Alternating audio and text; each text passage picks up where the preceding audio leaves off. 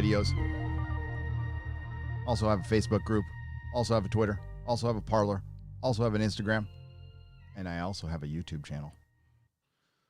Hope everyone is doing very well today. We've got kind of one topic to talk about. But this one topic goes into everything. Goes into Marvel Comics. Goes into Star Trek. Goes into Doctor Who. Goes into Disney, Star Wars. By the way, forgive me, Disney Marvel.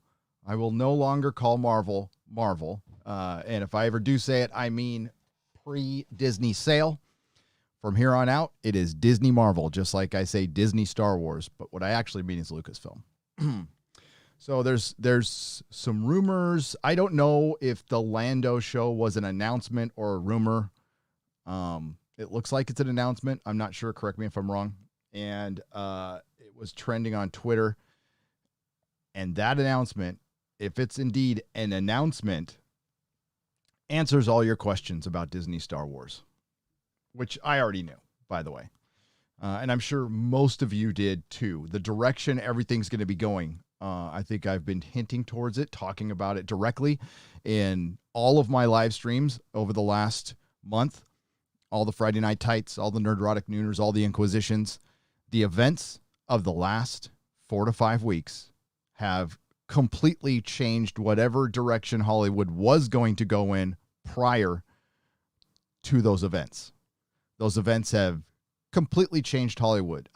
We were asking the question for a long time. They were at a crossroads. Hollywood's at a crossroads. Do we want to make money? Or do we want to be propaganda, basically, influence people, fill all of our modern franchises with agenda? And listen, to the disingenuous folks out there, there's always political dramas. There's plenty of TV shows where they can get as political as they want. Those should exist, will continue to exist. We're talking about everything.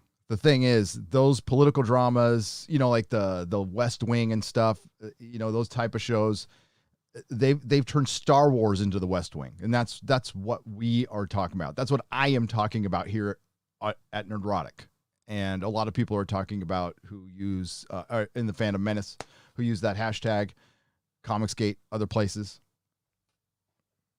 People who aren't affiliated with any of those hashtags, that's what we have been talking about. And, well, Bounding Into Comics put up an article today. If you remember, which I'm sure you do because you watch all of my live streams, we went over that article last week, thanks to my brilliant producer, Lady Gravemaster, for getting it to me. It's an interview with Akiva Goldsman.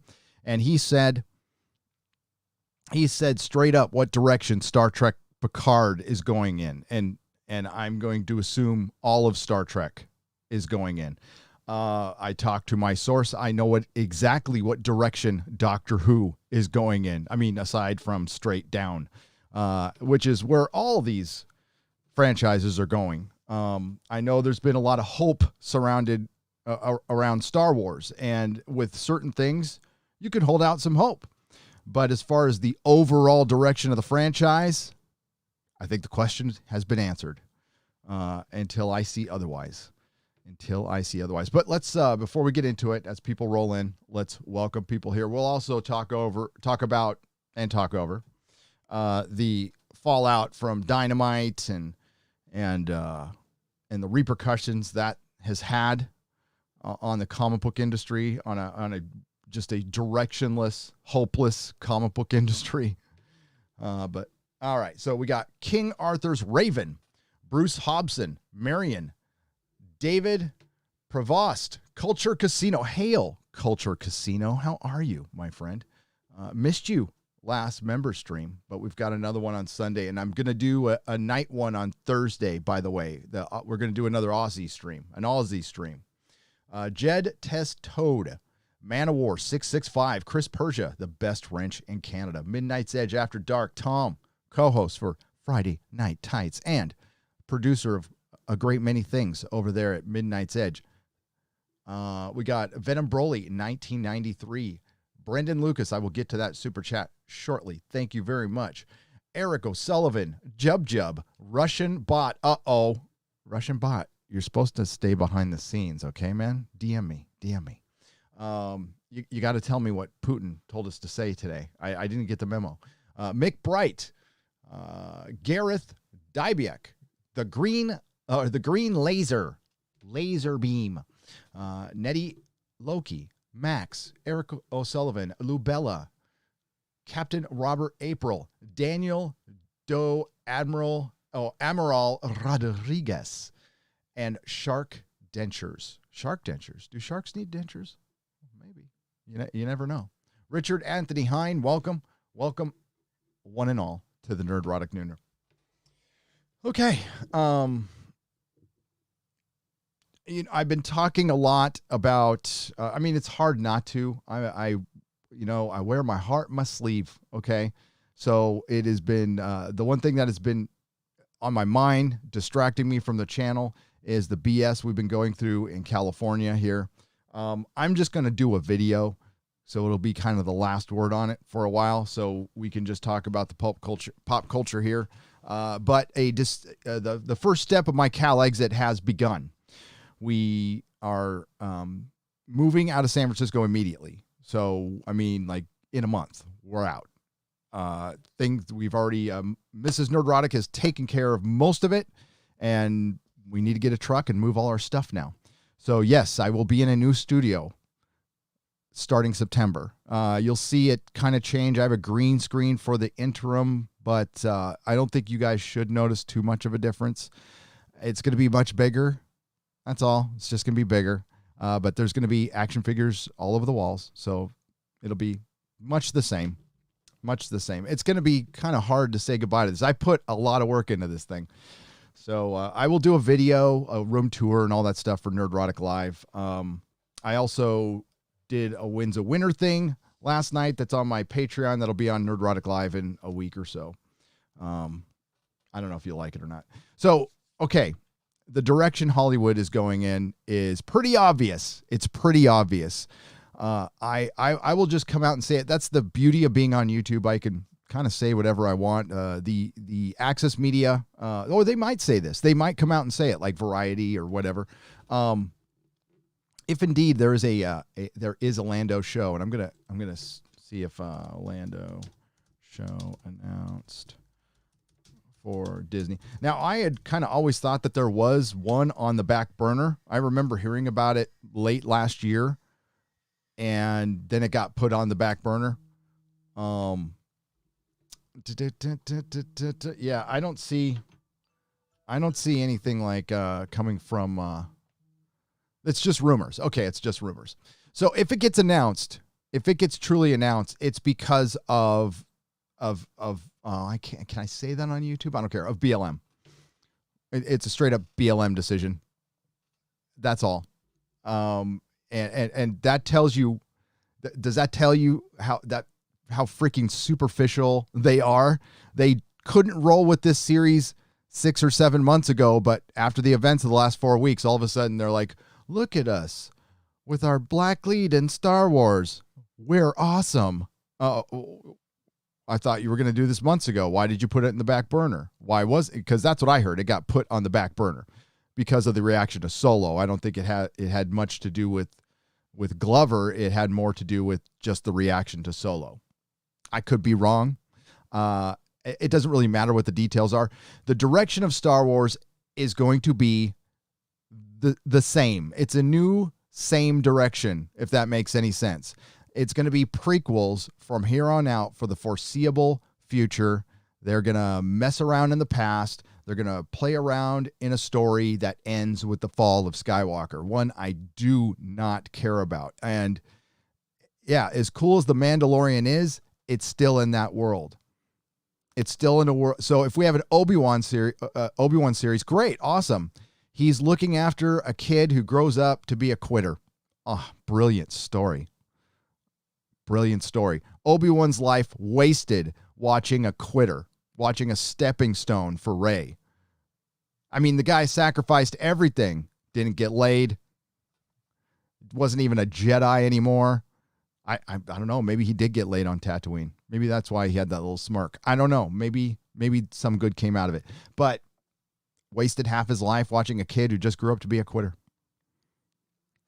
What a pissa, right?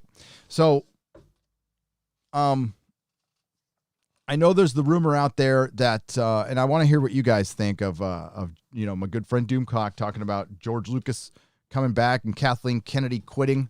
I had talked, and I said it in my last video, and I've talked about it here. I don't understand why they don't bring him back. If he wants to come back and Disney can just make all the money and he makes all the decisions and, well, he can take all the heat, but I think he would take a lot less.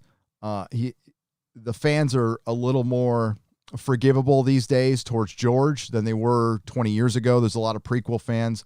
So I think there'd be a lot of people who would be very, very happy. I think it would, I don't know, help Disney stock. But the question remains, like, why would he come back at this point after he was treated the way he was? I mean, because he was stabbed in the back by Bob Iger. So, I mean, he's on the set. He's with Jon Favreau, and maybe he likes Jon Favreau. But does he like Bob Iger? Does he like Disney? Does he want to go back to work all the time? This is a billionaire in the twilight of his life. Does he want to go sit in an editing bay for 6, 7, 8, 10 hours a day?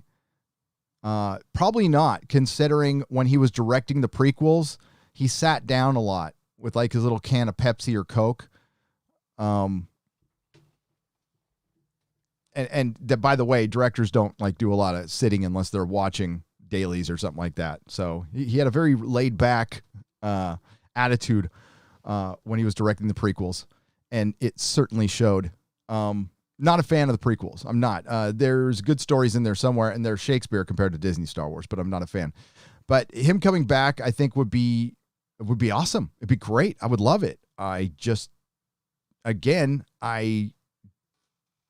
Disney's desperate, but I think they're going to go at that crossroads I was talking about, and I could be wrong. And if I'm wrong, I'll freely admit it. I think they're going to take the woke direction.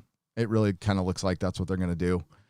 It's not the direction to make money. They're going to have the exact same results, like I've said 100 times before now. If they release Terminator Dark Fate tomorrow and everybody's allowed to go to a theater, it's still going to flop. You're still going to get the same results. The customers, the paying customers out there, their tastes have not changed. As a matter of fact, they've probably galvanized a little bit. So, I certainly hope it's true. Just with Kathleen Kennedy, until I see her gone, she is firmly in control. Bob Iger is her bitch. And that's how I feel about it. I just, everything I've seen, everything I've witnessed, I don't have any insiders or anything. I just judge what I see a company do. And based on Disney's actual announcements from the past month or so, which has been, or a little over a month, the High Republic, Lena Headey, and a possible Lando show getting announced, and we haven't heard a word about the Obi-Wan show yet. We know we're getting Mandalorian season 2. We got the Bad Batch. Okay, the Bad Batch is certainly within the realm of Clone Wars, but if you look at their announcements, it seems to contradict some of the rumors I've heard. That's all. So we'll see what happens. It's exciting. I got to say, the rumors have excited Star Wars fans more than the actual news has. A Lando show, everybody's like, it trends on Twitter. So what? I mean, trending on Twitter doesn't take much these days, to be honest with you. It takes a few thousand tweets. So a Lando show is, wow. I didn't like Solo. I really not into other characters playing Lando or Han or Luke. Maybe some people are, but it's just Disney doing Disney. It's remaking The Lion King and calling it live action when it's really not live action. It's Disney. The only thing they have innovated in the last decade is overspending. The only thing they have been groundbreaking on at all is spending too much goddamn money and almost killing the company by buying Fox. So well done, Disney. Well done.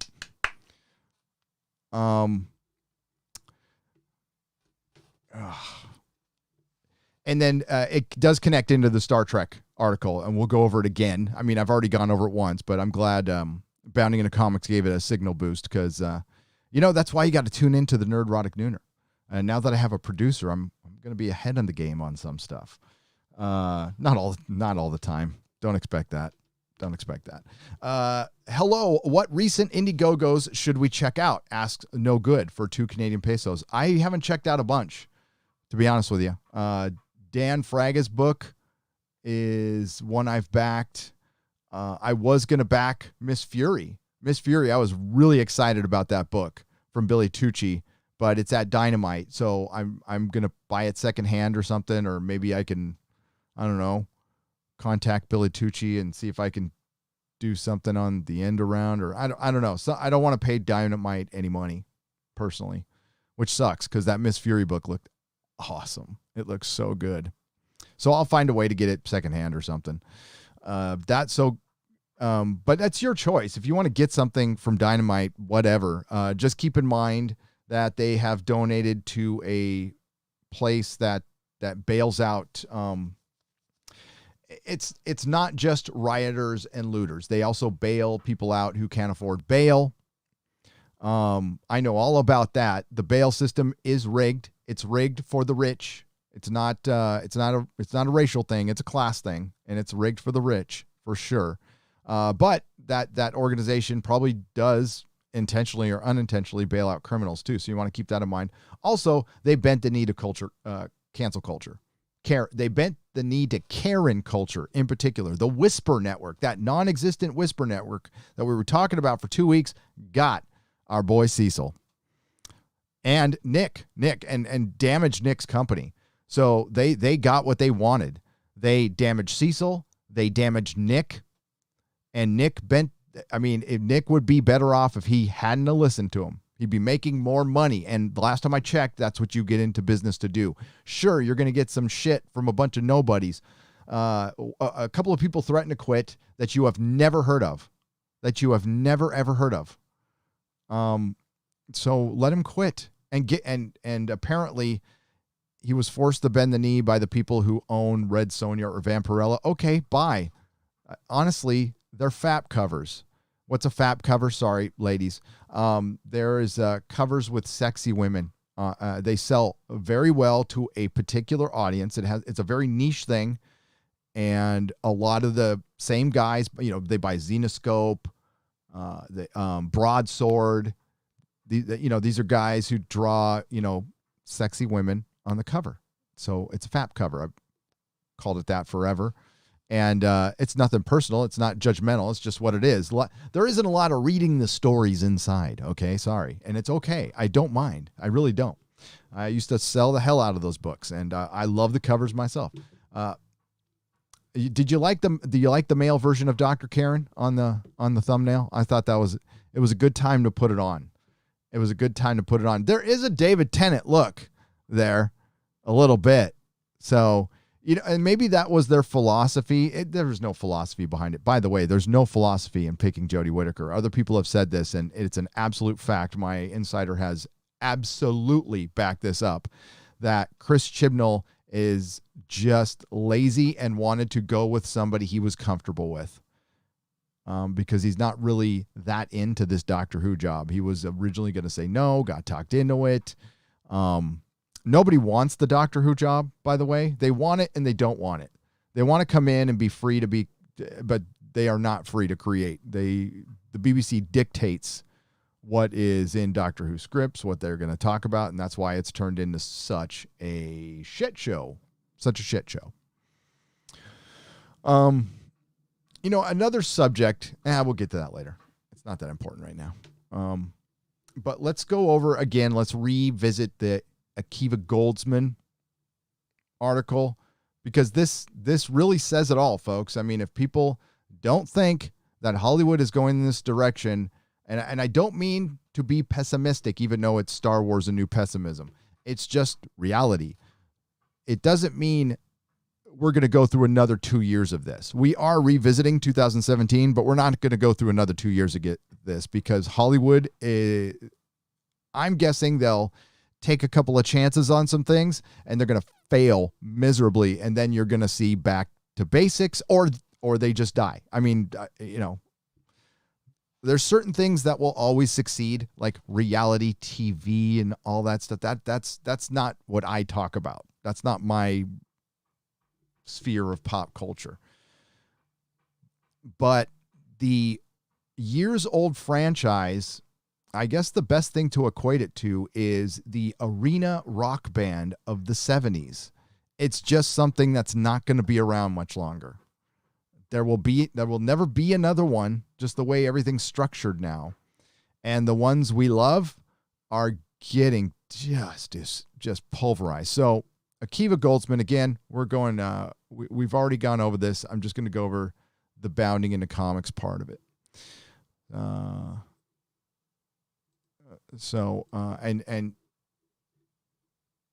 Akiva, the headline says it all here, folks. Star Trek Picard producer Akiva Goldsman, what's happening culturally right now will be reflective in Picard season 2. Oh, and not just that. Strange New Worlds, if it comes out. Doctor Who Series 13, if it comes out. Bad Batch over at Disney Star Wars.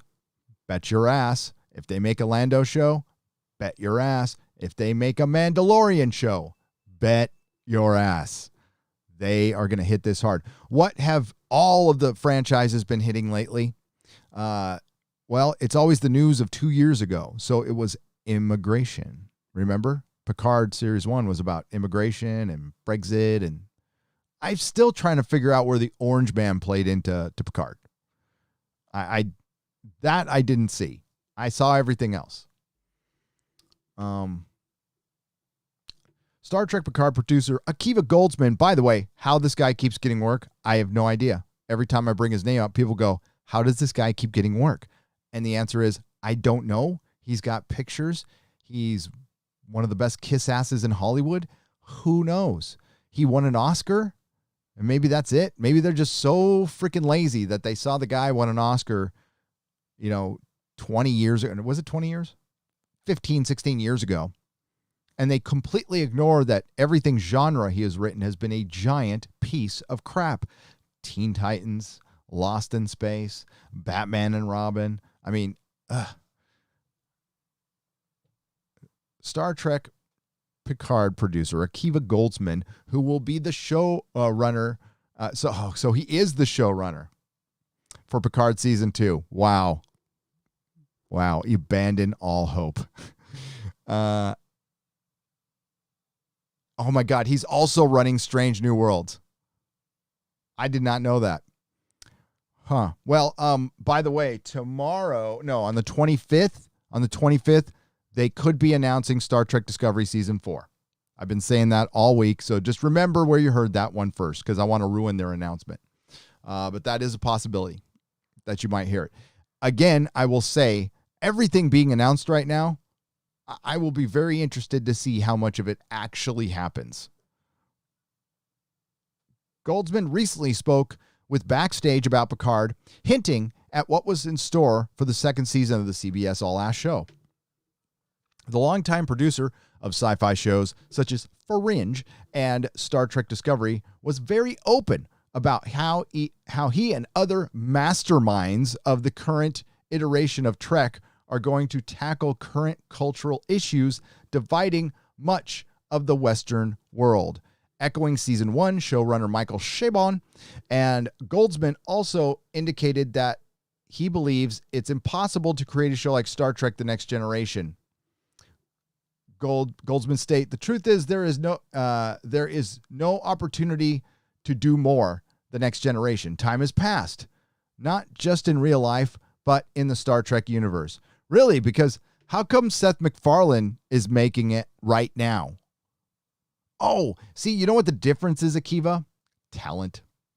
You know what? I agree. You cannot make any more Star Trek The Next Generation, Star Trek Lower Decks, Star Trek Strange New Worlds, Star Trek Discovery. None of it. Star Trek. Because you don't have talent. Seth MacFarlane could create more Next Generation. Oh, by the way, he is. He added, we wanted to honor that because there's something interesting about telling stories for folks that have maybe lived their biggest adventures, or at least they think they've lived their biggest adventures already. I thought you were trying to get a new audience in the Star Trek. So they also, I've gone over this. They were inspired by Logan. You can be inspired by something all you want. If you don't have the talent to produce a good inspiration of that, well, then you create in Hollywood, I guess. He explains, we aspire. We create the future. Akiva, you aspire to be a writer. I don't doubt that for a moment. We create the future. No, you create what's been done before over and over and over again. Maybe I got to be the one to do it. I don't know. A lot of people have done it in little pieces, but has anybody gone over Alex Kurtzman's complete body of work and seen just how many things he rips off? Has anybody done? I mean, if somebody's done it, I don't want to waste my time doing it. But if somebody's done it, I'd love to see it. I mean, everything, beginning to now. We fabricated the future we aspire to. It's multicultural, diverse, empathetic. There's that word, empathetic. They always love to put empathetic in. They have no fucking idea what that word means. Empathetic is a word that is considered, that's blood in the water for people like Akiva Goldsman. Why do you think Akiva Goldsman has survived so long in Hollywood, being a nice, empathetic guy? Really? Really? Do you think just because they got rid of Harvey Weinstein, like Hollywood's like this nice place to work, especially on that level? Again, in post-production and places like that, it is a normal place to work. It's pretty normal. But when you get into the upper levels, the butt chuggers, the yacht owners, the coke blowers, yeah, that right there. Democratic. Yeah, it's democratic. It's about as democratic as Mussolini. Hollywood is about as democratic as Mussolini. The only people who are slightly, a little less fascist than Mussolini is a director and a producer in Hollywood. Maybe a little more. I don't know. I could be wrong. And all the things that we do, we who make Star Trek want it to be, which it could be. God, I see Akiva Goldsman saying we who make Star Trek, and you don't make Star Trek though. You don't. Just because it has the words on it doesn't make it the thing. Okay. The fans decide. The fans decide. If Star Trek is popular, if it's doing well, if it's doing as well as it's always done, where was this big of a divide in the audience before? No, it was never there. People didn't like a certain season, didn't like this, but there has never been a rift like there is now in the fandom. And the fandom is small. It is so small. Doctor Who probably still has a bigger fandom than Star Trek right now. Because Doctor Who at least has been relevant within the last 15 years. Star Trek had a blip, a good movie, a 2009 movie, a blip. I would feel uncomfortable if we were to make this a theme of the second season of Star Trek Picard. It is too sensitive, too upsetting, too frightening than some of the other issues that we've dealt with, which are much more political in nature. Let me get above that again. And they're talking about the beer bug. They're talking about the beer bug. So wait a minute. So he'd feel uncomfortable about the pandemic, but the divisive nature in the country for the last 4 weeks. You're okay with that? You're okay with that? You're okay with burning down businesses, threatening people in their homes,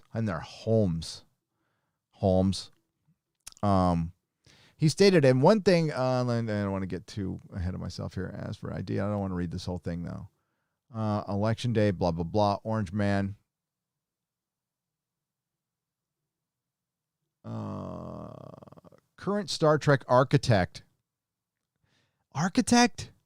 Alex Kurtzman? Hackatect revealed in December that the election of the Orange Man influenced their casting decision for Star Trek Discovery. Alex Kurtzman's like a liar. He's a freaking liar. That actually is so far from the truth. If you go back and look, that casting decision was made long before anybody even thought the Orange Man would win. So that is some bullshit. He stated, and one thing I remember very clearly, do you remember it very clearly, or are you making it up, was that we were still casting the morning the Orange Man was elected. Again, not true. Well, okay. We're insinuating this is the main character, Michael Burnham, because Michael Burnham was already determined, kind of like Batwoman was predetermined. What her background was going to be, Michael Burnham was predetermined. That is some bullshit. So he's such a liar. God, I don't want to go over this whole article, guys. Oh, look at those Klingons. They look awesome, right? Yeah, we're getting a whole review here. I don't want to get a whole review.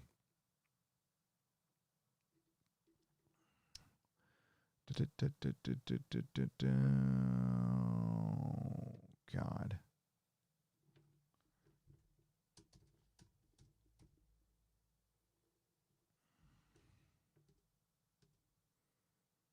All right.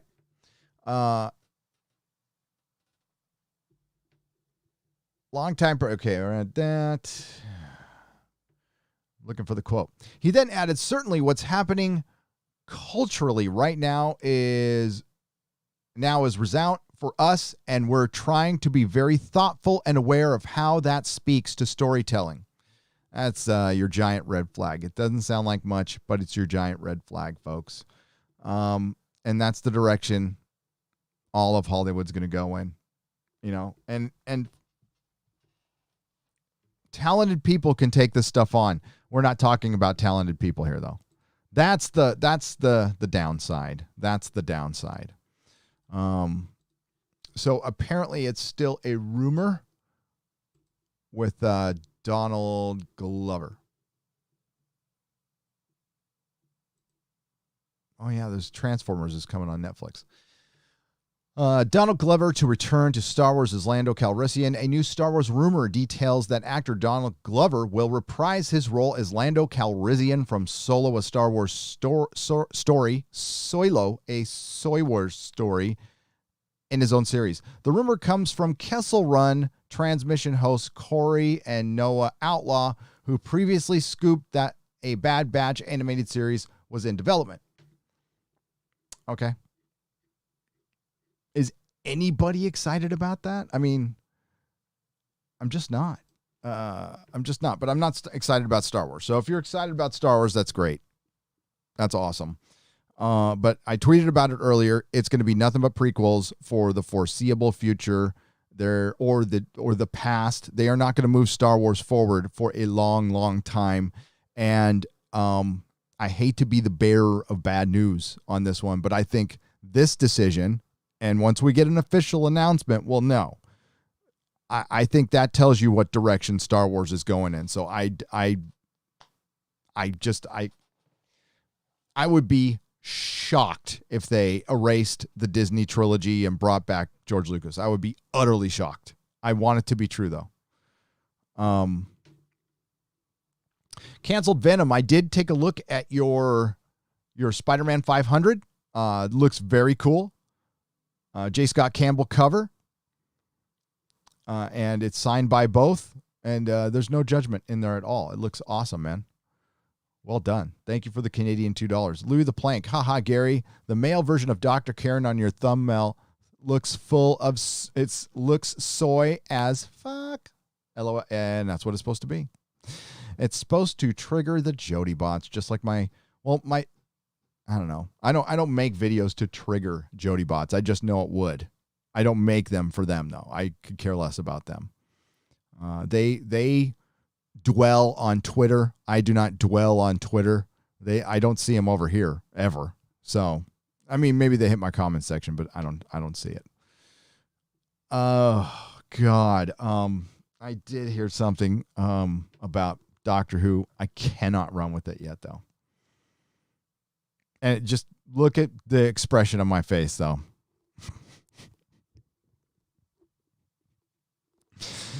So I ran with the rumors, and it's still a rumor, right? But Jodie's gone, and Chibnall's going to be gone after Series 13, whenever it is. They might be able to start shooting early. Like, the UK has gotten their shit together more than we have, so they might be able to start shooting in September. And if that's the case, then we'll get Series 13 at the end of 2021, right? But okay, so in my video today, if you haven't watched it, please go watch it. I mentioned something that they're gonna do.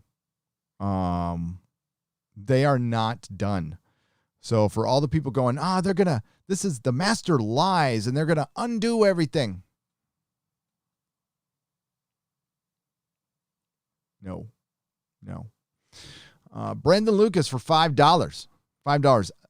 T. Louis 2 and Doctor Who are similar. Both feature white female protagonists who are humiliated, educated, and then forced to prostrate themselves to a new order.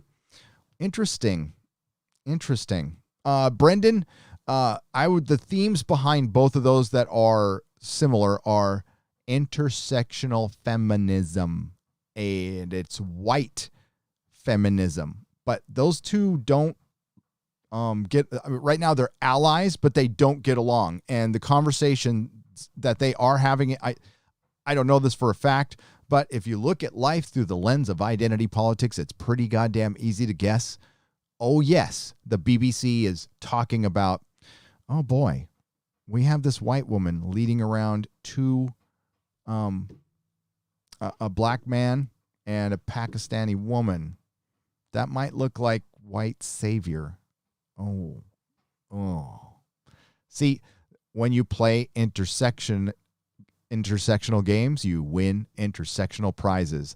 There's already been criticism of that. There was criticism of that when Jodie was announced, that you're just keeping the Doctor white. Is there truth to that? I think there might be, because of how the BBC sees the world, not how I see the world. I'll said it before, say it again. The Doctor is a dude. It only works as a dude. Don't care what color the dude is. Don't care what the dude looks like, but it's a dude. I fully expect them. I was expecting to get a black man in Doctor Who as the Doctor, and I think things would have been much better if they had done that. There's a lot of great actors that I did a video on that they could have picked. Could it work as a female? Could Doctor? I mean, yes, anything can work with good writing, but it's not something I want to watch. You know what? Canonically, you can make Spider-Man a woman. I don't want to see Spider-Woman. I don't want to see Peter Parker as a woman. I just don't. Does that make me sexist? No. I like my character. I like my character. Well, the Doctor changes. Yeah, but it's still a dude. Oh, yeah, there's a difference between men and women. Can you even say that? Well, I just did, and I'm going to continue saying that. But there's people who don't think there's a difference. And a lot of them work at the BBC right now. Cultural Casino, thank you for the phallic unicorn. It's not really officially a show until that happens, so thank you. Anyway, watching Sideshow Con for the $2 codes? LOL. Anyway, watching Sideshow Con for the $2 codes? Lord Thoth, I need context to that. Now, San Diego Comic-Con starts tomorrow or today, and it's all going to be activism and bullshit for a couple of days, and then you're going to hear announcements that may or may not happen because Hollywood isn't working right now. But I'll be all over it. I was going on my Facebook, and you get all those old videos like a year ago. You were doing this 2 years ago. So I'm getting all my Comic-Con shit from the last 4 years, and it's just, God, I wish I was down there at con. It sucks not being at con. But that's the way it goes, man. That's the way it goes. Con has sucked for a decade, but it's usually good company. I like last year was fucking awesome. We met Ryan and that's what That's why he's got a YouTube channel now, because we met Ryan. Ryan came to our meetup. Jeremy and I hung out for the week. It was great. Had a great time in New York, too. Met Hey Viv. We should get Hey Viv on the channel. She's cool. Daniel, dude, I'm sorry I missed you on Thursday. Daniel Nolan lives down the street. I've been a San Francisco Giants fan my whole life, and they have officially gone woke. I'm angry. Fire Gabe Kaplan. Yeah, he kneeled yesterday. Well, Bochy wouldn't have done that. I know Bochy wouldn't have done that. Daniel, I'm sorry. Yeah, it's sports ball. Sports ball can screw off, in my opinion. I'm done with the sports ball. Always have an exit strategy, says Mr. Fish Trends for Australian $5. Yes. You always have a go bag ready to go. There was a huge earthquake yesterday in Alaska, and there was a tsunami warning like all along the west coast. Nothing happened, but you never know. Darth Sweeney, welcome to the proto-molecule level. I got to fix those pictures. They're really small. You can't even tell it's a Gandalf. I'm experimenting with pictures, so you're not just getting the generic ones. I finally figured out what the Twitter mob reminds me of. It reminds me of Carmen from South Park. They're kneeling to Cartman. Do you guys agree? Cartman?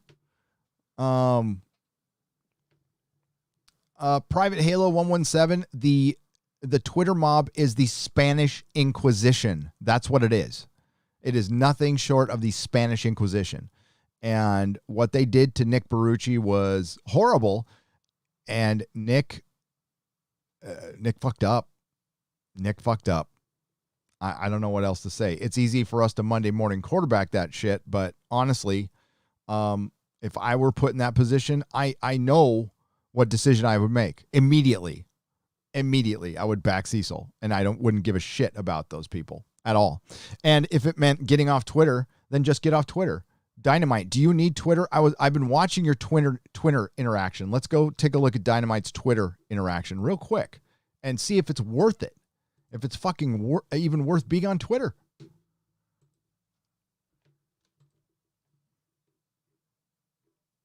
Here you go. Here's their Twitter interaction. It's like, this isn't worth they lost thousands of customers. They put up a tweet or they retweet somebody. And I don't mean to be insulting or anything here. It's 3 hours old and it's got 7 likes. Like, it would have been better. You would have been better off quitting Twitter, because that's the only place they can really do anything. If Heidi What's-Her-Fuck at the Beat writes something, or Rich Johnston, nobody reads that shit. Nobody. I mean, it's a big fucking circle jerk. Sorry for the language, but like, it's all it is. It's Gail Simone and Rich Johnston whacking each other off. That's all it is. No normies read that stuff. It would have been, I haven't used this saying in a long time, a fart in the wind. That's what it would have been, a fart in the wind. 7 likes, 16 likes, 83. That's pretty decent. Hey, look, isn't that an over-sexualized version of Red Sonja? Yeah, 83 is not impressive either. You're a comic book publisher. 3, 27, 471. That's decent.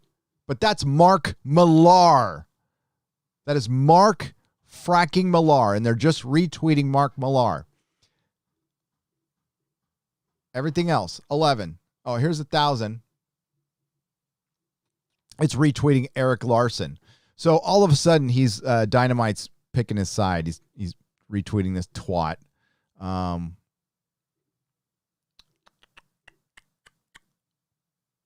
Yeah, I bought a lot of those, man.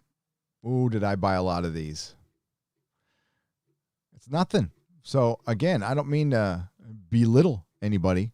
The boys, the artist of the boys. By the way, this guy's like not half as good as Derek. It's just a fact. It's not as good unless Derek draws it. I'm going to be real with you. 24. I mean, Russ Braun's a good dude and everything, I guess, but 30. Oh, that's awesome. But there's Mindy Wheeler's cover, which I wish I could back, but I can't. There's Miss Fury, which I cannot back. I was trying to get down to the yeah. Okay, so Frank Cho. Here, let's see how his covers. Let's see how his. Oh, he's almost at $4,000. Frank Cho. Cecil was 3 times that in a couple days. He's got 15 days left, meaning this has been going on for 15 days. Yeah, funded in 3 hours because you asked for $500 that way. That's bullshit. Okay, so we're going to get back down to the tweet where they broke up with Cecil. See, Miss Fury would have been a good book. Oh, unless they got rid of it. Did they get rid of the tweet? No, there it is. Right there. Look at that ratio. 276 likes, 1,100 comments. And that's the most interaction that Dynamite has gotten on any of their tweets. So Twitter's useless. Grace Randolph. Yeah, it's too bad. What a waste. What a waste. Hang on. I'm just making sure. It's been a while, knock on wood, since I've been ghosted. So, checking my other computer. Taking a sip of coffee for the working man.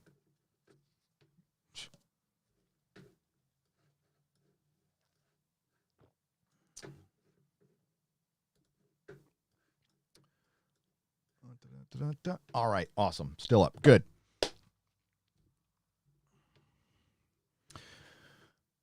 So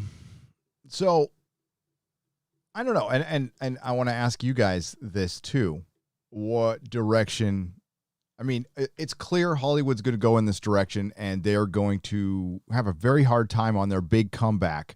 But I think they're going to try to use their comeback as capital. You know what I mean?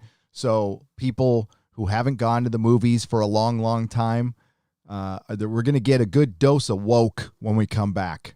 When the riots and the looting will be a distant memory. The one thing we're really good at as an American population, as a populace, is forgetting what happened last week. It's already in the rearview mirror. All we need is cops to behave over the next couple of months, so we don't have an influx of idiots running around in the streets and causing the numbers to spike and destroying more small businesses and lives, because a lot have been destroyed. Tons. And it's been the PPP money, which has been basically the government making up money to keep this thing going. And that can only go on for so long. And yeah, I mean, I'm going to be real with you. I am bitter. I am moving forward. My wife and I are not the type of people who play the victim. So we are very excited about the next chapter, and that's what we decided to do. Instead of being pissed off at what we lost, we get excited about like the opportunity to gain it again. That's how we roll. That's how we roll. So, but I'm still pissed. So I'm gonna do that video. I wonder, you know what? I wonder if we can watch Comic-Con live. Is it going to be on YouTube? Does anybody know where it's going to be? Because if we can watch some of that stuff on Friday Night Tights, I think that would be fun. By the way, tune in Monday. Az and I will be right here picking apart a What Culture Doctor Who video. Long overdue. We meant to do this like 3 months ago, but I didn't get around to it.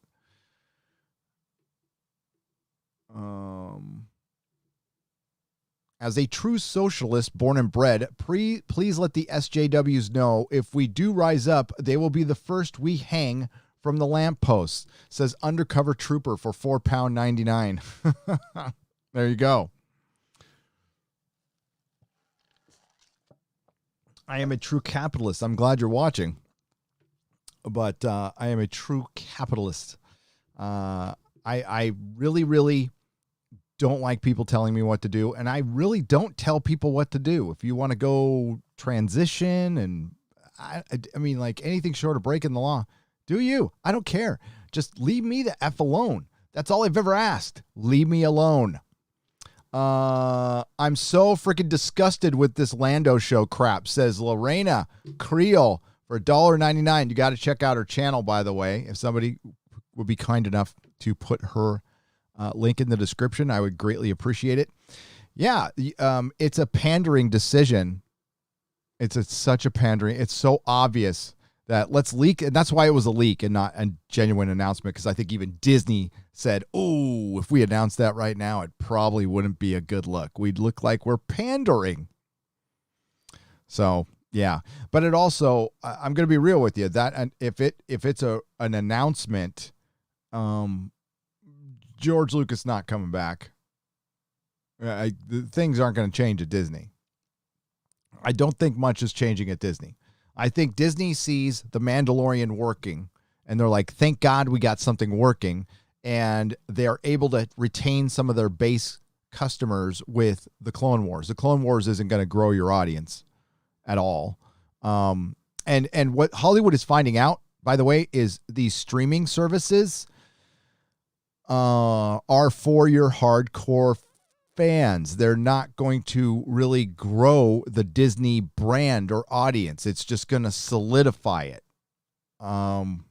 The streaming wars are over. Peacock Network started, and I know Brave New World is out there, and I got to watch it. I haven't felt like I need to, though. I'm like, there's too many fucking streaming services, and I have to get them for the channel. And I can write this shit off, and I don't want to do it. It's just too many. It's turned into cable again. And honestly, I'm okay with Netflix and Amazon. And if I want to see something, I'll go a la carte. I'll just buy it a la carte or get the physical copy if I really like it. Southeastern Kaiju for $5. Super props to you and the missus for making the big step. Hashtag Cal Exit Endeavor to persevere. Thank you, Southeastern Kaiju. It's the first step in a very long step. Okay. It's going to take a year to move out of the state, because quite frankly, we've both lived in California, Melissa for most of her life and me all of my life. So I have to go see what it's like to live somewhere else. A pisser would be to move somewhere like, California, you move here any time of the year, you know what you're going to get. You move to South Dakota in the summer, you've never experienced a winter. Boy, shit's going to change come December. So I got to make sure that's covered. If South Dakota didn't have the winters they had, I would move there. But I am not a snow guy. Man of War, 665 for $20. More moving monies. Thank you very much. Our freaking house is ridiculous right now. This is the cleanest room in the house. It's stupid. Ashley, what's up, Ashley Harmon? How are you? Thank you for the $5. Hale, thanks for the great content. Good luck on your new adventure. May the wind under your wings bear you where the sun sails and the moon walks. Oh, that's nice. Hopefully, yes.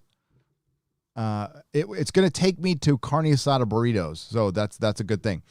Yo, Gary, Hale, did you get the email I sent you earlier? Miracle Draw for £2. Haven't checked my emails today.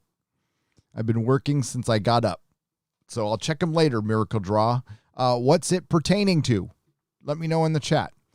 Sorry, Doomcock, doesn't matter who comes back or who gets a race. Oh, sorry. IK 1906 for $10. We'll start this over. I need the cadence right. Sorry, Doomcock. Doesn't matter who comes back or what gets erased. Does not matter. Disney took the joy and innocence from Star Wars and will never get it back. Our enjoyment can't be what it used to be. I think overall, I mean, leave the rumors out of it. Let's just look at the reaction to them. It's pissed off a couple of people. Again, I don't know why it makes people angry. All right. It's just a rumor. Calm down there. Calm down. You can say, I don't believe that rumor, and then move along with your life. That's fine. Or debate it. Debate the rumor. Fine. Whatever. It's the internet. What am I thinking? But a lot of people got excited. A lot of people got excited. Disney had to notice that. It got picked up by they weren't kind or anything. I don't think, Star Wars Theory kind of backed it up, but then he got on Doomcock for something. I can't remember. I think the guy's a douchebag personally. That's just me. He's gone back and forth and talked a lot of shit about the fandom menace openly. So there you go. But that's fine. If you like the guy, that's cool. That's no problem. I'm not a fan. I'll just say I'm not a fan. I liked his fan film. I thought it was good. But yeah, it's whatever the rumor is good or not. It got people excited. Disney has to notice that, and Disney does have to go back to basics. But you're right, IK 1906. You can't erase it from our minds. I think the sentiment would count to a lot of people, though. I think if Disney came out, and this is, by the way, not going to happen. This is never, ever going to happen. But if Bob Iger, more importantly, if Kathleen Kennedy came out, Bob Iger has apologized for her too many times. If she came out and said, listen, I know there's a fandom menace out there. I know there's a split fandom. I know we have we take some responsibility for that because we have really fanned the flames quite a bit. Some of the people who've worked for our organization. We're going to stop that right now. We understand a lot of you don't like what we did, and you're not Nazis. Just to hear the acknowledgement that we're not Russian bots, we're not Nazis, we're just fans. And as we move forward, we are going to try to make the best Star Wars for everyone. It doesn't mean we're going to, and nobody's ever asked for Star Wars filled with a bunch of white dudes. Nobody asked for that, ever. We just want good entertainment that isn't political propaganda. And if you want to put your message in something, like I've said 1,000 times before, make sure the story comes first. That's all. Story, character come first. Had a talk on Sporking News' podcast yesterday. We were discussing The Winds of Winter. And, A Song of Ice and Fire, a story I've enjoyed. I've got my issues with it now because it's not going to finish, but a story I've enjoyed. It's filled with feminist messaging. Tons of it. Everywhere. But it's a good story. And it doesn't have a bunch of Mary Sues running around. It's flat out a good story. That's all. It's one that's never going to finish. So is it a good story if it's not going to finish? So far, it's a good story. I mean, the Game of Thrones TV show was a good story for a little while. But overall, it was a shit story. So same thing might go for that. But maybe that's a bad example. George coming back is way too late. So I don't know why he'd come back. It would be a ton of work for a guy in the twilight of his life with $1 billion. Unless he wanted to come back to fix it. I just don't see George Lucas as somebody with a lot of drive. That's why we're not going to get a franchise like that anymore. We don't have people like that anymore out there. There's corporations or conglomerates are in charge of intellectual properties. They don't have that one driving force. Kevin Feige, I believe, is going to be running Star Wars. I've said that all along. I will say it here again. I've said it since I saw the first episode of The Mandalorian. Kevin Feige is going to run Star Wars. That's my guess. Okay. My opinion, my guess, based on absolutely nothing. Based on one interview I saw, and he looked like he was way more fired up about Star Wars than Marvel. Like he had a big old smile on his face, and it was genuine, and he knew a lot of the answers to trivia. And he said he was a bigger Star Wars fan than a Marvel fan. I think that pretty much, and everything they do in Hollywood is calculated. So I think that interview was to plant the seed that Feige was going to be coming to Star Wars. Get the public ready for it. I believe that. So no, George Lucas is not going to come back, in my opinion. I think Kevin Feige will be running it with Jon Favreau for a little while, but I don't see Jon Favreau as the guy who takes the permanent position. I think he helps get Star Wars back on its feet and then goes off and does, because Favreau's hit and miss. He's hit and miss. I love the guy. But some of his stuff isn't great. So, Swingers is great. Great movie. Andrew Hoyle for £5. Any chance your move is to the UK so I can watch your streams at a respectable time? Let me see. What's a respectable time for you guys? Well, it depends, Andrew. What's a respectable time? I have no idea what that is anymore. No, I'm not going to be moving to the UK, but there are streams you can watch. You can watch the Inquisition. That'll come on in the morning for you. I'll try to do some more earlier. Eventually, this is going to be at 10 a.m. when I can get my shit together, but it's going to be a couple months because I got to move and we got to get Lady Greymaster trained up. But then eventually, yes, all the live streams are going to start on time on the same day, and we're going to have a nice little schedule, and we're going to start bringing on like guests, like, big guests, and we're also going to bring on my patrons and my members and people who want to come on, kind of like a call-in show. So that stuff is happening. You attending EFAP 100? Asks Phil Moore for $5. I don't know. I don't think I've been asked, but if it's something where they ask everybody, I mean, if I'm asked, absolutely. I don't say no to Mahler. I do not say no to Mahler. I love Mahler. I love EFAP. I love Rags. I had a great time last time with him and Az, and yeah. See, Rags isn't on Twitter. He's fine. He's okay. He doesn't need Twitter. I don't think he even has a sock puppet account. I think he's just off Twitter. Jedi Nightwing for $5. Hey Gary, quick question. What kind of bags and boards do you recommend for modern comics? Oh, I'm glad you asked that. I have an answer to that question. I do. I'll try to be quick.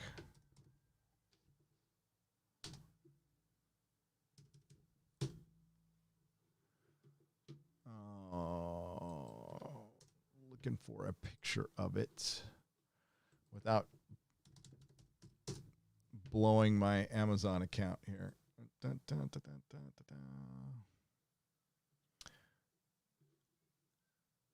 on. Okay, I'm gonna making sure I wasn't my account page was up. That would have been very bad. I just ordered some.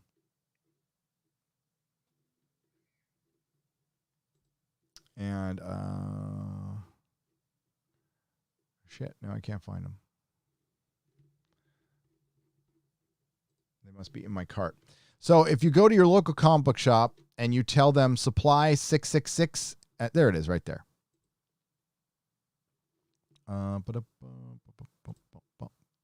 Sorry to take so long with that. Let's get this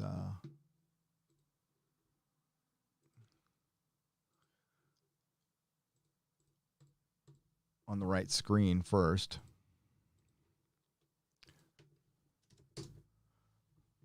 Right there. Can you see it? That's what you order.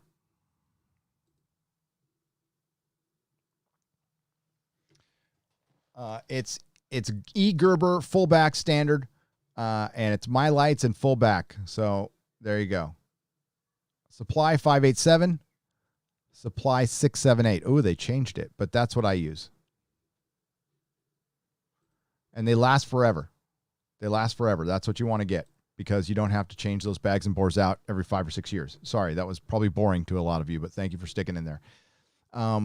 Who would have been a good female doctor? Spectre Von Baron for $2. I don't think there would be a good female doctor. That's my answer. The doctor's male. I think there would be actresses who play the part much better than Jodie. As a matter of fact, I'm forgetting her name now. Is it Joe Martin? Joanna Martin? She's better than Jodie. She's much better than Jodie. She has more presence, but it still doesn't work because it just breaks the show. Like I said in my video, is the doctor a grandma or a grandpa in The Unearthly Child? Because Susan might just be saying grandpa to be polite because it's just a male in that form, but she really is a granddaughter. I mean, like, how do we know? How do we know? Did the doctor get pregnant and give birth to kids as a female? Are we supposed to pretend that everybody can give birth to kids now? Is that the deal? We're supposed to pretend that? I'm probably going to get canceled off of YouTube for even asking that question.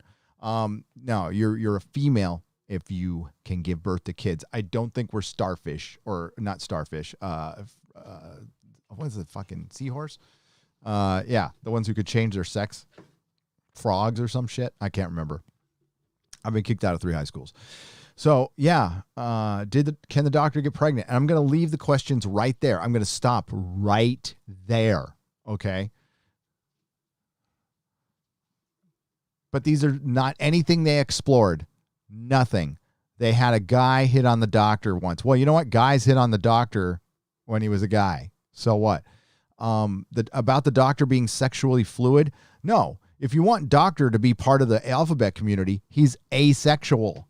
He's asexual, meaning I am beyond that stuff. You know, I'm not reproducing. I'm a god. I'm too busy being a god. And I thought it was very interesting that they revisited that with Rose. The doctor was traumatized from the Time War. He was emotionally vulnerable, and he fell in love with an Earthling, and boy, did he fucking regret it. That was a huge mistake. And then there's the River Song thing, but he never loved River Song. River Song was like a good friend, and he married her because he felt bad for her and her life and everything, but there was never any love there. I mean, he loved her as a friend, but not as a wife. So no, the doctor is above all that shit. So don't sexualize it, but guess what? They're going to fucking sexualize the doctor again. And yeah, I just...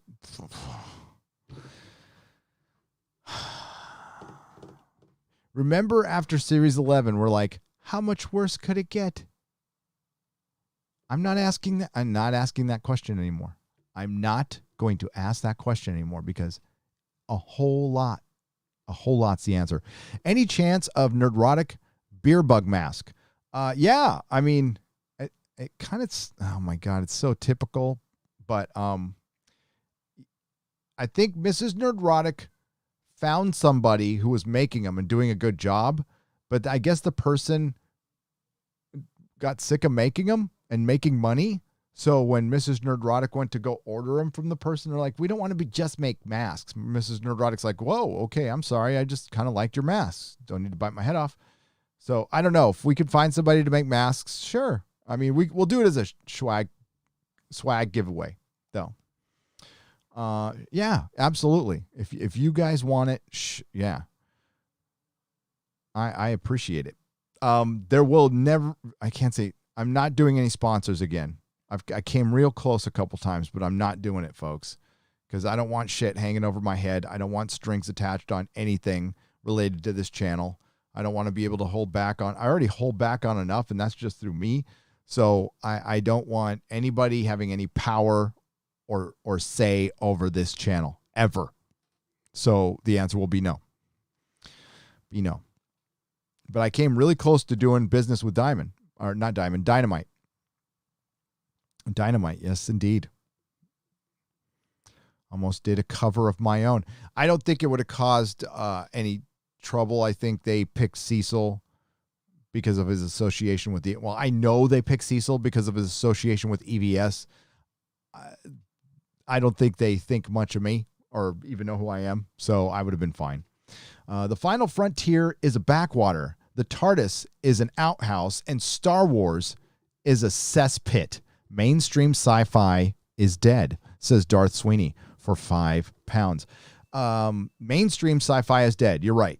You're absolutely right. And as long as it doesn't go woke, The Expanse is still good. The Orville is still good. And we have a very good show premiering in 9 days, The Umbrella Academy. Now, season 2 could be woke as hell. There looks like there's a woke storyline in it. So I can't promise anything. But Umbrella Academy season 1 is good. If you just want to watch that and enjoy that, I highly recommend it. Raylona, welcome to the proto-molecule level of our membership. I appreciate it. Awesome. John Ochitri for $4.99. Wish they just get Ronald D. Moore back and write Star Trek. He was my favorite Trek writer. Yep. He did a great job on Battlestar Galactica. There's a reason Alex Kurtzman's not bringing it. You know, he could. People have offered. There have been a lot of offers to go work at Star Trek, and Alex Kurtzman has not only not responded, he's ghosted a lot of people. Yes, indeed. Oh, yes. I can't say a whole bunch on that, but people have tried to reach out, and Kurtzman is ghosted. You want to know why? He's a hack. He doesn't want anybody better than him, which is the entirety of Hollywood, possibly. That's why he's got Akiva Goldsman there, because Akiva Goldsman isn't better than Alex Kurtzman. They're actually just as shitty as each other. I mean, I don't know if that makes sense, but you know what I mean. John Blade, welcome to the Proto-Molecule level. I appreciate you. Flicks by Cody for $5. I honestly don't care for Family Guy and the other shows. Their humor is not funny to me. I really like the Orville, and I'd say I'm a fan now. Flicks by Cody, I'm the same way. I do not like Family Guy. I mean, I understand the humor. It's not my thing. It's not. But if you like it, rock on. But I'm the biggest Seth fan now because of the Orville. And I like Ted. I freaking love the movie Ted. So, and, you know, oh, God, why am I blanking on his name now? Oh, I'm blanking on his name. Hang on. I'm going to have to look it up. I'm going to have to dock nerd points from myself, too. Oh, my God, this sucks. I hate getting old. I love Hellboy 2. I love Hellboy 1 and 2. Two of my top 10 superhero movies because I'm a Hellboy fan. Ron Perlman's a dick. I don't follow him on Twitter, but he's a good Hellboy.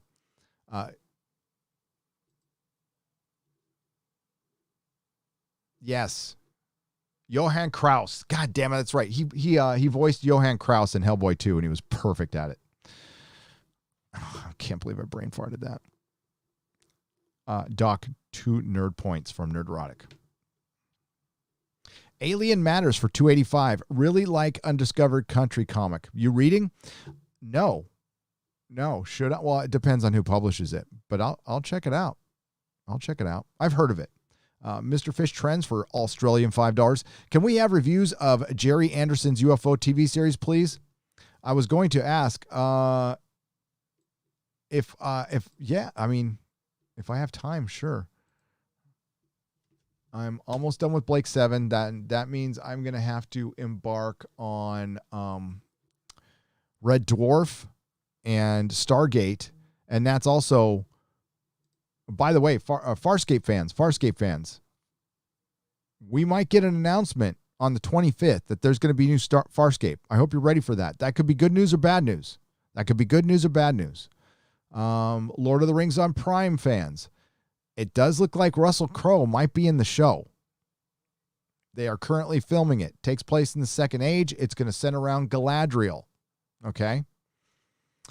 You're going to be following Sauron through the Second Age as he helps the elves of Eregion, the elven smiths of Eregion construct the ring, and you're going to go over eras of that. So there is some good out there, but you're also going to get a very diverse Lord of the Rings. But it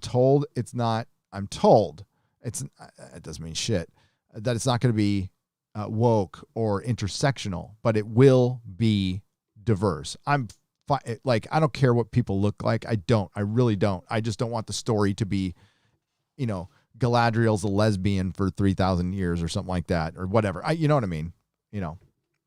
I don't need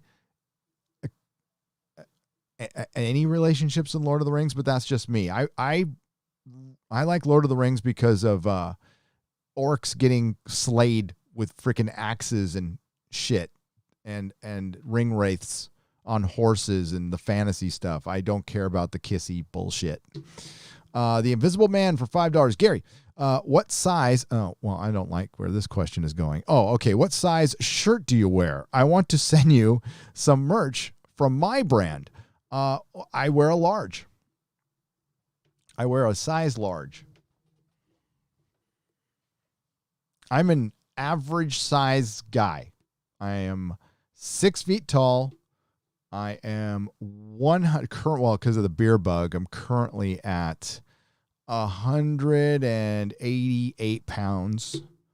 I should be like 180, 185, but I'm 188 because of beer bug. So, yeah. I don't have my foot size is average, size 11. So, yeah, nothing really remarkable. But, yeah, thanks. I got a P.O. Box, 236 or 9, 239 West Portal Avenue. No, wait, 236 West Portal Avenue, San Francisco, California, box number 94127. That was, just go to my website, nerdrotic.com. It's there. I think Doctor Who could be rescued by adopting a different tone, something more like the lurking horror of the Lovecraftian Cthulhu mythos. You lose a lot by explaining everything. Restore the mystery. Edward Preeter for 15, I believe that is euros. Here's the problem. It's what IK1906 was saying earlier. Damage is done. Damage is done. They can start the first episode of Series 13 and the Master can come out and go, just kidding. It was all bullshit. You're not going to get everybody back. You might get a lot of people back, but you're not going to get everybody back. And a lot of people left, and a lot of people said that was just the last straw. They were already pissed with the show. That was just the last straw. I should collect the emails. But I'm going to say it was 12 or 13 emails that I got saying, I couldn't stand you until the Timeless Children. I couldn't stand your channel. I couldn't stand your take on Jodie Whittaker, blah, blah, blah. Then I saw the Timeless Children, and it opened my eyes. I finally saw what you were talking about. And, you know, it just depends on when people get there. Most people are busy. They're not paying attention that closely, and I get it. I get it. Normies make the world go around. And when I say a fandom is dead or IP is dead, what I mean is it's dead because the normies are gone.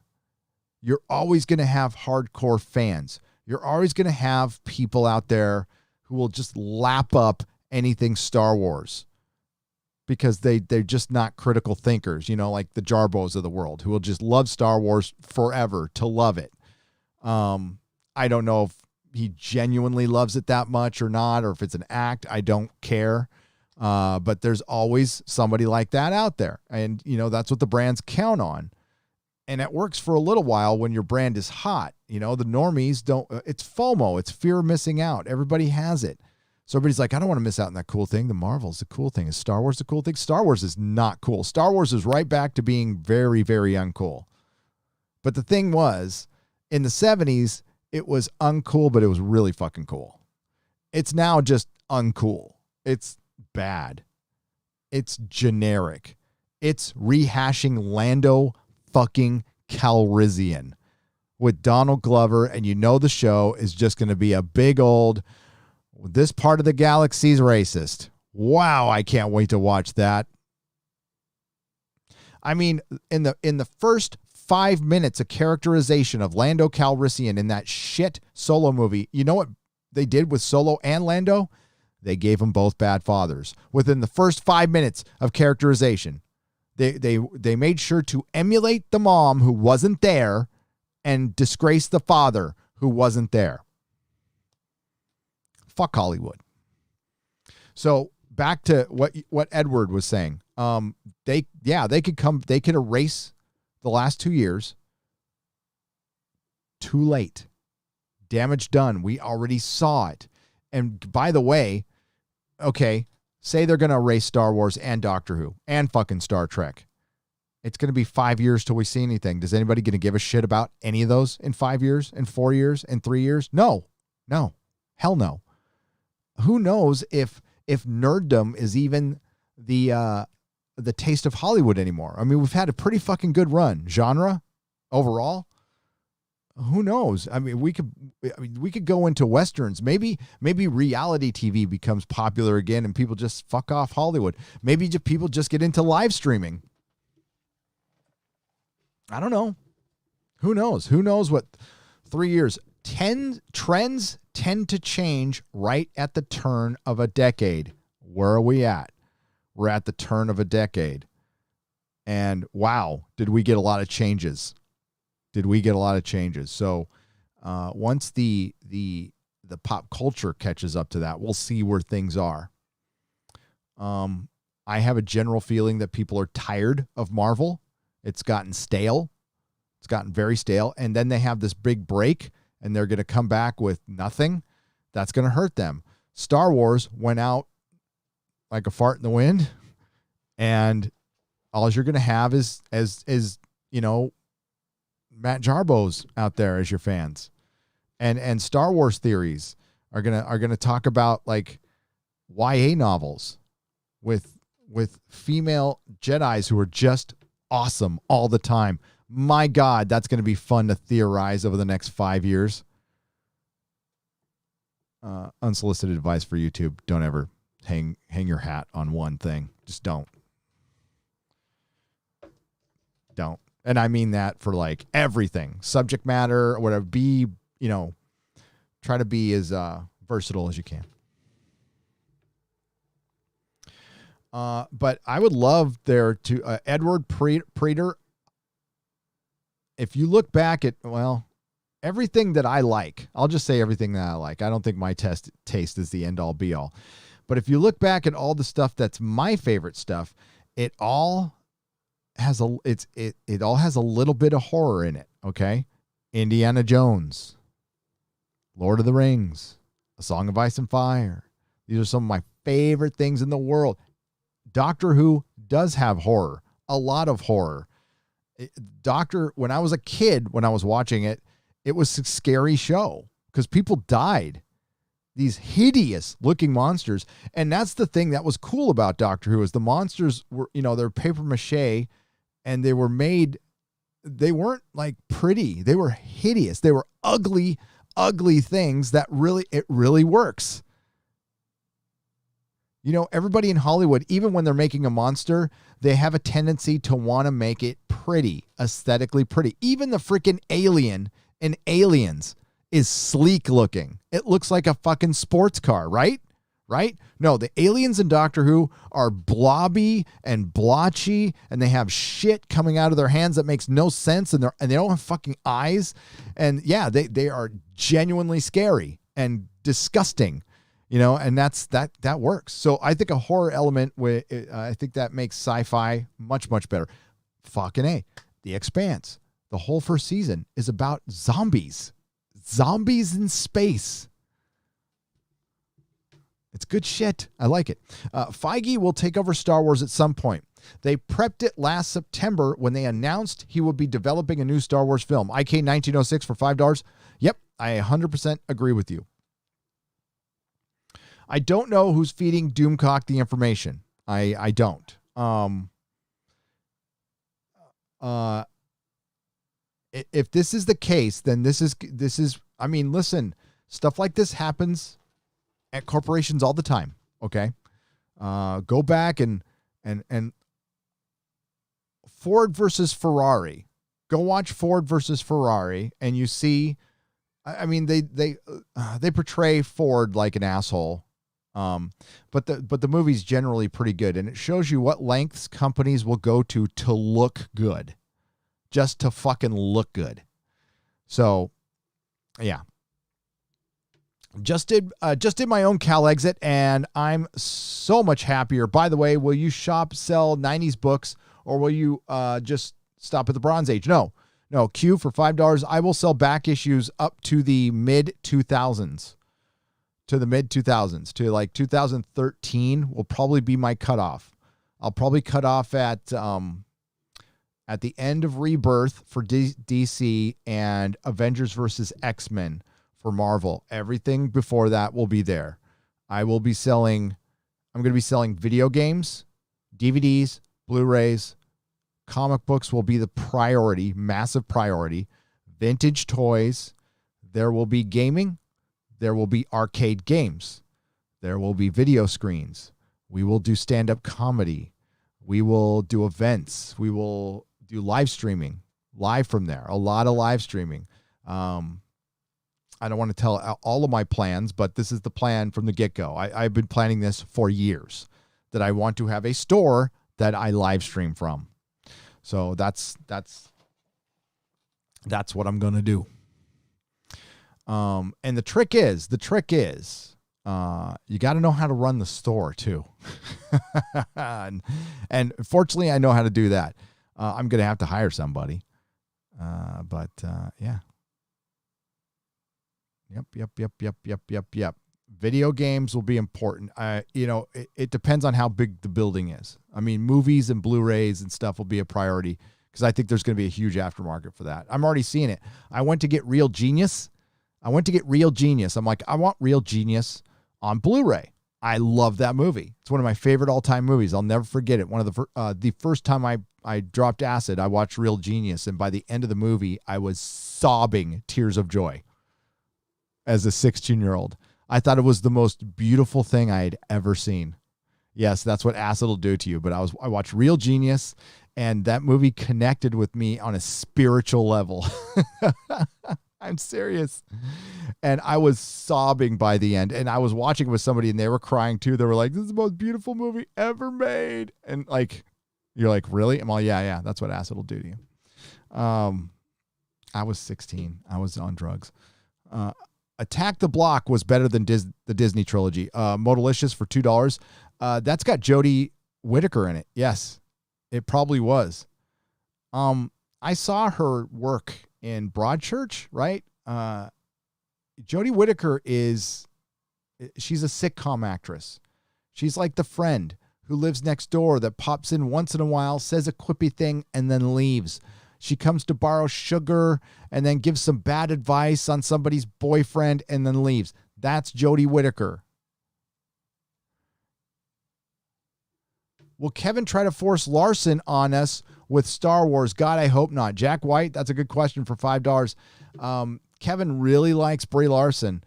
And if you really look at Brie Larson, like really look at her, she couldn't have been more wrong for that role. She's too small. Her voice is terrible. She's got a terrible voice. She's not a superhero. You don't just, and what they wanted to do was Brie Larson is extremely average. Everything about her is average. She's average looking, average height, average intelligence. Everything about her is average. And they only picked her because she just won an Academy Award. Miss Marvel needs to look like a woman. If you would have cast somebody with the grace of Gal Gadot, right, and the presence, you would have had and written the movie like a movie, right? You know what? Captain Marvel would be popular in the books and the movies. I would have liked it. Because you know what? That is missing in Marvel. That absolutely is missing in Marvel. In the MCU, but that's because, well, Black Widow, they did a lot with the Black Widow character, but, and I know people but Black Widow is like, she's duplicitous. She's not that good of a guy. She's an anti-hero. She will betray people. And that was kind of surprising that she didn't like out and out betray somebody. I mean, she kind of did, but And listen, it's Frank Miller who brought that character, like matured that character along with the Punisher and Daredevil. Please follow my logic here. Canon equals story. A good story becomes popular. Decanonize, destroy story. Why are we unpopular now? LOL. Right. No, Dan C for £5. I don't understand why we're unpopular. We destroyed everything, but we made it as woke as possible. Oh, it's the Yahtzee. It's our alt-right audience. Doctor Who's alt-right audience. Because there was always such a big following of Doctor Who in the alt-right circles, right? And Star Trek. I don't want to say even alt-right. I'm just saying alt-right, but I'm talking about the extreme, the Yahtzees. The Yahtzees, the Supremes. The Supremes always loved Doctor Who and Star Trek, but it was only recently until they didn't like it. Yeah.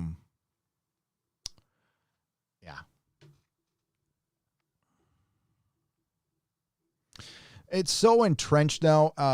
People like, the Rich Johnstons of the world. The reason I hate the Access media. I do. Out of all this, I'm mad at Hollywood, but I blame the access media for the fandom being split and all this shit. They've been quiet lately because they've lost all their power. They're nobody. But if you remember 2 years ago, the access media was fanning the flames of division, and they couldn't get enough. And they were running with toxic fans, and over again, they were calling critics of films alt-right and Yahtzees. So much so that Brian Hibbs, when they brought up Richard in that live stream, I did a video on it, he just like off the cuff just goes, "Oh, you mean those alt-right guys?" It's like, whoa, that's what they really think. They really think you and I, and listen, there's Alphabet members in this stream right now. They think you're out. They think you're alt-right. They do. They do, because they don't pay attention. And you know, the ones who have been accusing us, no, we're not. Like the Rich Johnston, he knows we're not. Rich Johnston's just, he's a foul human being. You know, he's an unhappy dude. I'd be unhappy too if I the space I had to write on my own website was like this much around all the ads. I don't mind ads. I got ads on my videos, but you can click past them.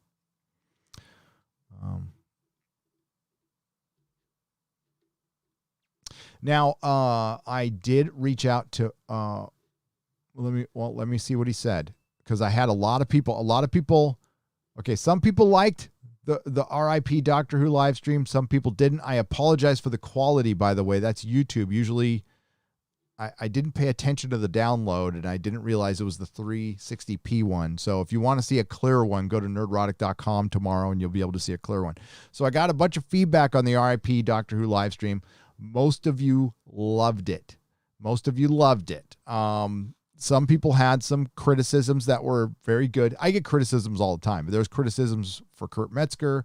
There's criticisms for every guest we get on Friday Night Tights, except for Critical Drinker and Mahler. Everybody loves them. And Just Some Guy. Everybody loves Just Some Guy, universally loved.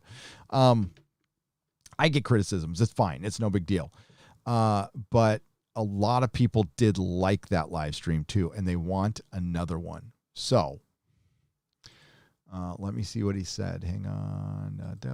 Looks like next week I have to work out a time, but Philip Morris, archives 1963 from Twitter, the guy who found all the old Doctor Who episodes, you know, like instrumental to the Doctor Who fandom.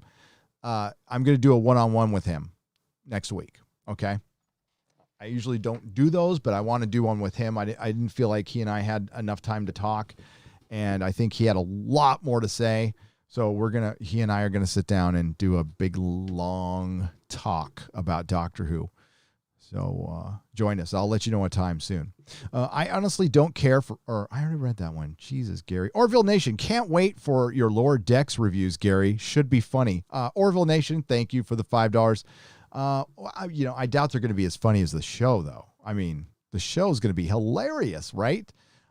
Orville Nation, my condolences for the Orville not coming out this year.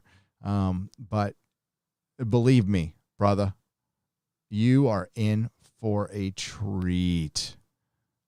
It's going to be epic. You guys are going to be, when you watch Orville season 3, you're going to be stoked.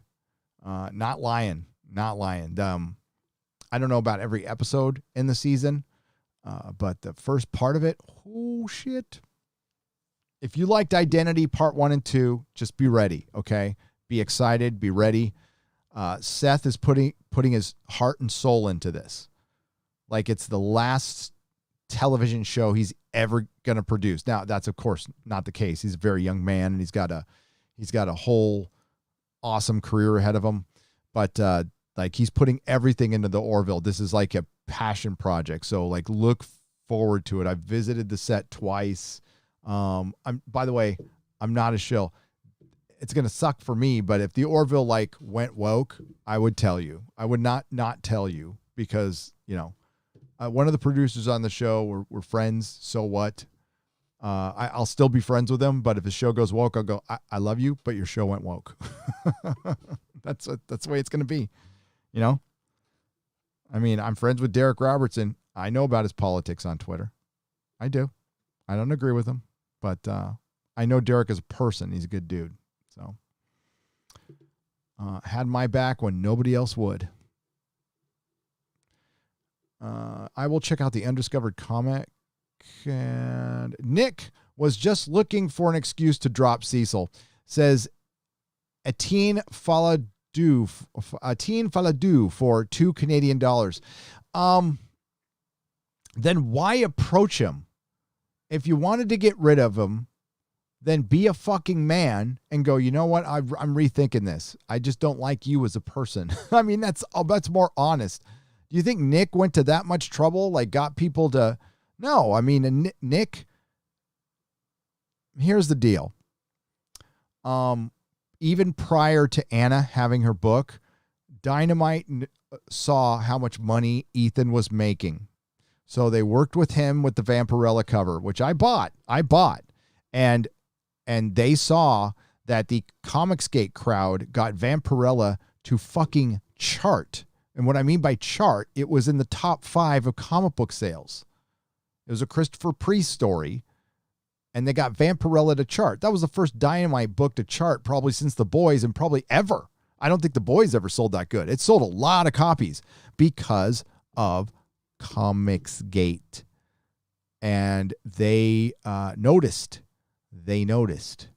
And they also, more importantly, fuck charting, they saw the money that Ethan made on that cover. And they're like, we can keep doing this. Let's contact YouTubers. Let's contact content creators.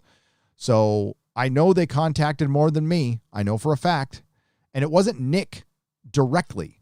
It was another guy. So maybe some other guy contacted Cecil, but Nick had to know about it. Nick watches our live streams, or used to, and he gave me a huge super chat. So I think he had to know. And it's fine.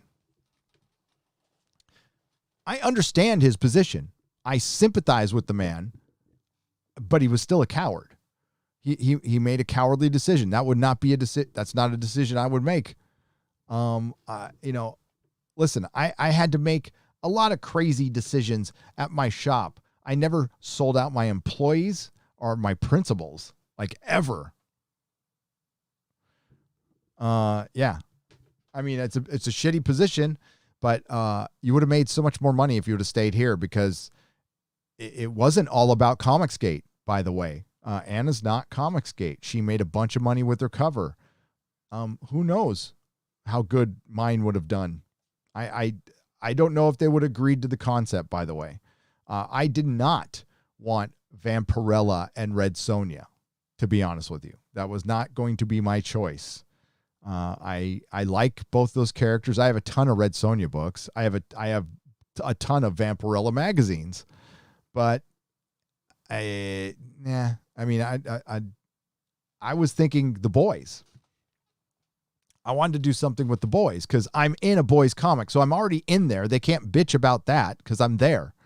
I'm in a couple issues. So if we did like a cover that was just like a Nerdrotic cover or something like that, that's all. I wasn't going to draw a cover, so don't worry. I wasn't going to draw a cover. It would have been fun. I didn't know about any of the other stuff at the time I was talking, and then I was made aware a couple weeks ago of the donation, and I had to work that out of my head. I needed more information. And I'll be real. I don't like it. But we also need to consider that we're on a platform right now that donates to those organizations. And I heard Gail Simone's name brought up. Like, do you want to give money to Gail Simone? Well, every time you go to a DC movie, every time you buy a DC hat, a shirt, sheets, she's probably getting some money, folks. Gail Simone is listen to Ethan. Listen, Ethan's created a lot of characters, and he gets cheddar for that. Well, Gail Simone has created some characters. So the same thing. So if you go to a DCE, if you want to be a purist, in other words, if you want to be a purist, like I'm not going to ever give her, then don't go to DC movies. Don't do anything, because she's going to get some money. Here's my philosophy on that. You don't want to give her too much money. I agree with that. But here's the difference. There's a difference between taking money from somebody and giving. Now, would I want my audience to give money to that organization? No. The answer is no. But hear me out on this one. We can't be purists because we need to keep our voices out there, and we need to do what we can to power these voices to keep them out there. That's why I was saying we need more people coming on the platform and talking with common sense, because there's not many of us, and some of us are going to fall, and we're going to need some replacements, okay? And it could be me, could be Doomcock, could be somebody, but we need replacements. That is a real fucking thing. But as far as being a purist is concerned, look at the NPCs. Look at the SJWs. They hate Western culture. They can't stand it. They want to burn it down. Look at the people writing for Doctor Who right now, for Star Trek, for Marvel, for DC. They hate the shit that came before, or they're ashamed of it now. And what they're doing is they're working someplace where they don't like it, but they're going to change it. That's how they're changing. That's how you infiltrate. We need to do the same thing. So we need to stay on these platforms as long as we can and preach common sense whenever we can. Or at least, our point of view on stuff. I'm not going to say mine is a definitive point of view. It's not. It's just one, okay? Just like your guys. And this channel isn't just my opinion. It's what's going on in the chat right now and in the comment section and stuff. And that's really important. We need to keep that open. So we need to keep it here. We can have our principles and our ideals and be purists, and we'll be sitting alone in a room with our principles and our ideas and our ideals. And I've said that before. It's like being a free speech absolutist. Okay. All right, principled man. You're a free speech absolutist. How effective is that? See, we need to be effective. How was the Fandom Menace effective? Did it achieve its goals? I don't know. Did it have any? Did it really have any? We really just wanted the fans respected, and we wanted entertainment turn around. It looked like it was working. We got acknowledged. And we've gotten acknowledged by a lot of people. And by the way, we didn't lose anything. We just had a setback. That's all. But we're going to have to fight some more. So we can't black pill. I think when it comes to the comic book companies in the industry, that's that's over. It's over. So I'm not running out to save Marvel and DC, Disney Marvel or DC Comics. They're dead. But I don't feel that way about entertainment. Not yet. I think it's still worth fighting for. So we're going to fight for it. The difference between the Comicsgate philosophy is like we have given up trying to change Marvel and DC. And listen, most of the people who were originally there for Comicsgate are gone, because I was there. I was in the chats. I was in the comment section. I wasn't creating content, but me and Comics Division were there. And most of those people are gone now because it's evolved into something else that I like quite a bit. But as far as the Fandom Menace is concerned, still way too much work to do to even think about we're going to go and make our own stuff. Well, I mean, do that. By God, yes, go do that. Do not waste your time on a fan film. Go make your own stuff all day long, please. And something might take off.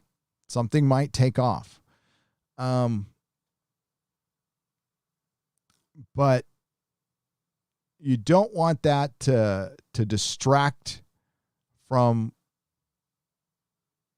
the goal. Like if I decided, because I was thinking about it, like after the Cecil thing, I was pissed, right? So I'm like, fuck it, I'll do a fucking comic. I know how to do a comic. I've done a comic book before, but nah, it would totally I don't need the distraction. Not now. Maybe later, but not now. Couple months, maybe, but not now. Definitely not now. Channel. This is the entertainment. This is where we can be effective. Putting the cart before the horse, and not everybody's going to be able to create a great comic and an IP that's going to get made into a movie. And once a Comicsgate guy or gal gets their IP accepted by Hollywood, gets an option, what do you think that's going to happen? You saw what happened with Anna, right? What do you think's going to happen to that guy or gal? what do you think's going to happen? Sell out. It's not like I haven't seen this shit before. I've seen it in the music scene. It's just, it's rinse and repeat, to be honest with you. For one, they're not a sellout. They created their IP to make money. Anna got an opportunity to do a cover. And a bunch of people gave her shit for it. And by the way, it wasn't all criticism of the art, okay? Actually, most of it was not criticism of the art. Most of it was sellout, jealousy, and it was pathetic. You can criticize art all you want. I don't care about that. But just wait until an IP gets picked up for Hollywood. And one might. Maybe it'll be probably Ethan's. That would be my guess. I'll be honest with you. I can't see Hollywood reaching out to Richard unless he uses a pseudonym. And he might have to do that. He might have to use a pseudonym at some point. But Ethan, I can see them reaching out for Cyberfrog. And that's... but if somebody else gets it, like if John Malin or Dan Fraga or something, believe me, they are going to get a ton of shit. They're going to get a ton of shit. Tell you that right now. And then some of the questions could be legitimate, like, are we selling out to Hollywood to the man, blah, blah, blah. But a lot of them will be jealousy too. And you just want to be excited. You want that to happen because if Dan Fraga or one of those people goes to Hollywood with their story and it doesn't get compromised, that means we have gotten in. And that's what we want. That's what we want. That's how we change it. The way they fucking changed it. Infiltration. So let's keep that in mind. Let's keep nuance in mind. We can't be purists about everything. You got to live to fight another day. Right? So, take each thing on its individual basis, by the way. And that's just my view on things. Atena, thank you again. Fox 03499. Hey, Gary, my theater is shutting back down. Boss ended the news with, hope is not lost today. It is found. Ugh, I am already down. Don't kick me, LOL. I won't go to Fox 03. I won't kick you. Let me get you your hopes up. It looks like things are ramping back up in California again. This big lockdown, there a lot of people are ignoring it. Straight up ignoring it. I witnessed a few businesses today just basically ignoring it. So that's how we fight it. Movie theaters, I think might be done. I think they might be done. I hope not. I certainly hope not.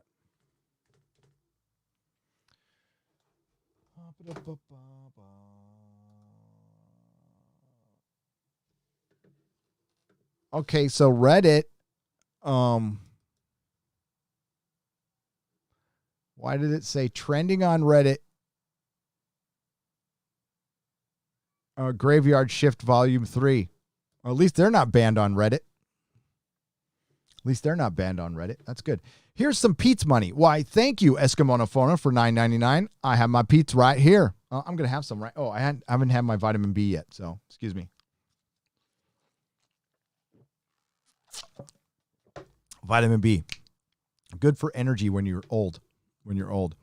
Roddick, you got to look up Validate and see that crap. Spectre Von Baron, did you... Oh, I'm so disappointed in you, Spectre. You don't watch all of my live streams, do you? I am heartbroken. No. We looked at it last week, our last Nerdrotic Nooner, so go check out that episode. We looked at it last Nerdrotic Nooner. It is cringe AF. Hi, Gary. I already read that one. I'm sorry about your theater. The thing this country never got over isn't slavery, it's Salem. The Puritan urge to root out and denounce the devil is very deep. Vanya Secundus for 545. You are right. And the new devil, the new boogeyman is us. Not just the white straight male, okay? Black straight male, they're coming for you too. They were already coming for you. And then they backed off a little bit, but I was already starting to see that. And well, how many black fathers have you seen in Hollywood portrayed in a good light or portrayed at all, like none, like zero. I think that would be a good thing to see. Now, occasionally you see it, which is good, but we need to see fathers. I don't care what color it is. They are. It is, I want to see fathers. More fathers. Aid Edmondson as Doctor Who in full Eddie Yahtzee mode. That would be the only way I would watch it again. Attack Daleks with farts and frying pans, says Mabed for £5.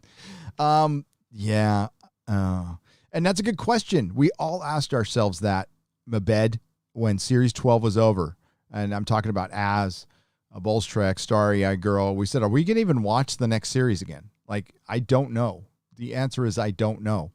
Initially, I wasn't going to watch Jodie's era at all. I was done. I walked out, and we had a listener. I had a viewer at the time. He's still around a little bit.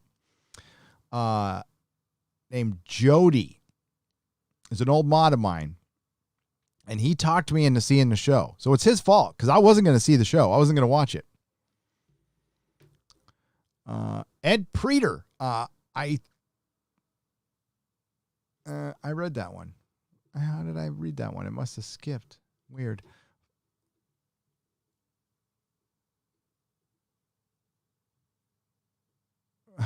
Ed Powell for $9.99. No sponsors? Here's money then. Thank you, Ed. I appreciate that. I do. No, you guys are the sponsors. This is powered by fandom.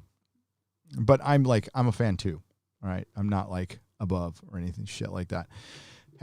I don't think I would never be as dumb as to see, this would be me being dumb. I would never, even if it's an audience of a YouTuber I don't like, I would never call that audience dumb, because I don't believe that, because I just don't genuinely believe that. I would never publicly call large portions of a fandom dumb to get attention or to make myself feel better or ever, because I don't honestly feel that, right? And you also, believe it or not, you share a lot of the audience with a lot of people. I bet you there's people who subscribe to me and Campia. Sure, absolutely. Why not? There's a lot of Robert Meyer Burnett fans out there. A lot of people in the Robert Meyer Burnett chat hate my guts. But I love Robert Meyer Burnett. So yeah, I would just never do that. And you don't, listen, yes, we say, Jeremy says Raylos are weird, and Raylos are weird. Okay. Furries are weird. But I don't think they belong in fandom. They absolutely belong. It's just saying they're weird. It's okay. I'm weird too. Hey Google, what's a boomer? 5 nerd points. Are you trying to get my phone to say it? Hang on. Let's see if it does it. Hey Google, what's a boomer?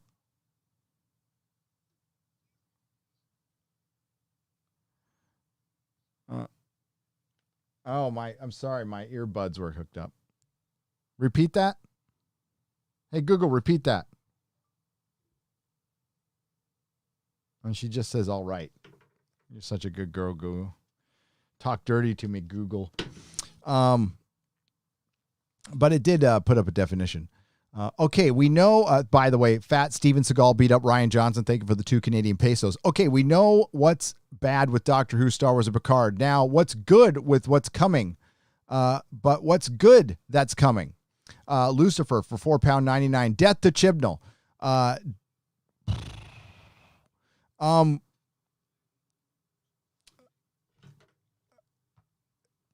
Umbrella Academy.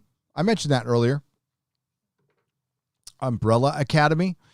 And that's it. Oh, The Boys. The Umbrella Academy and The Boys. And I'm going to cover that. But no, Lucifer, that's not the final word on what's bad with Doctor Who, Star Wars, and Picard. Most people don't realize that. So it's not a matter of they're bad. It's a matter of why they're bad, why we need to continue to fight and try to make them good again.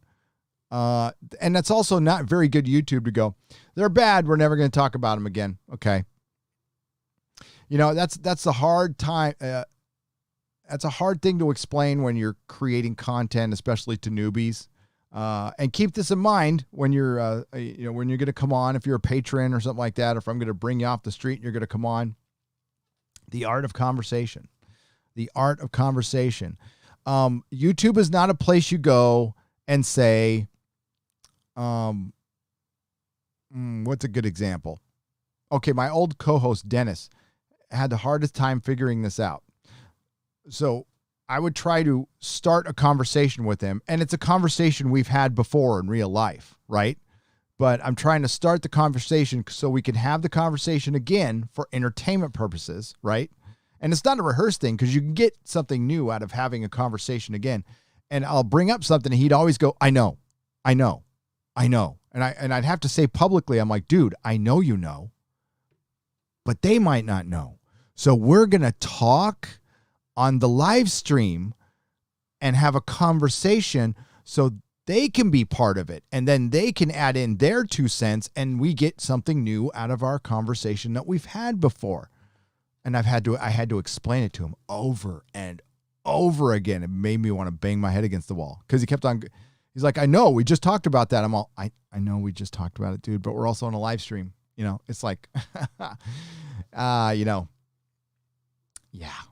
But yeah, so you can't just, we're here dissecting pop culture. We're here dissecting and trying to figure out what's wrong, how we can fix it. And I bring it up because I get new ideas all the time from that chat right there. So, but if you want to just hear about what's good, Umbrella Academy.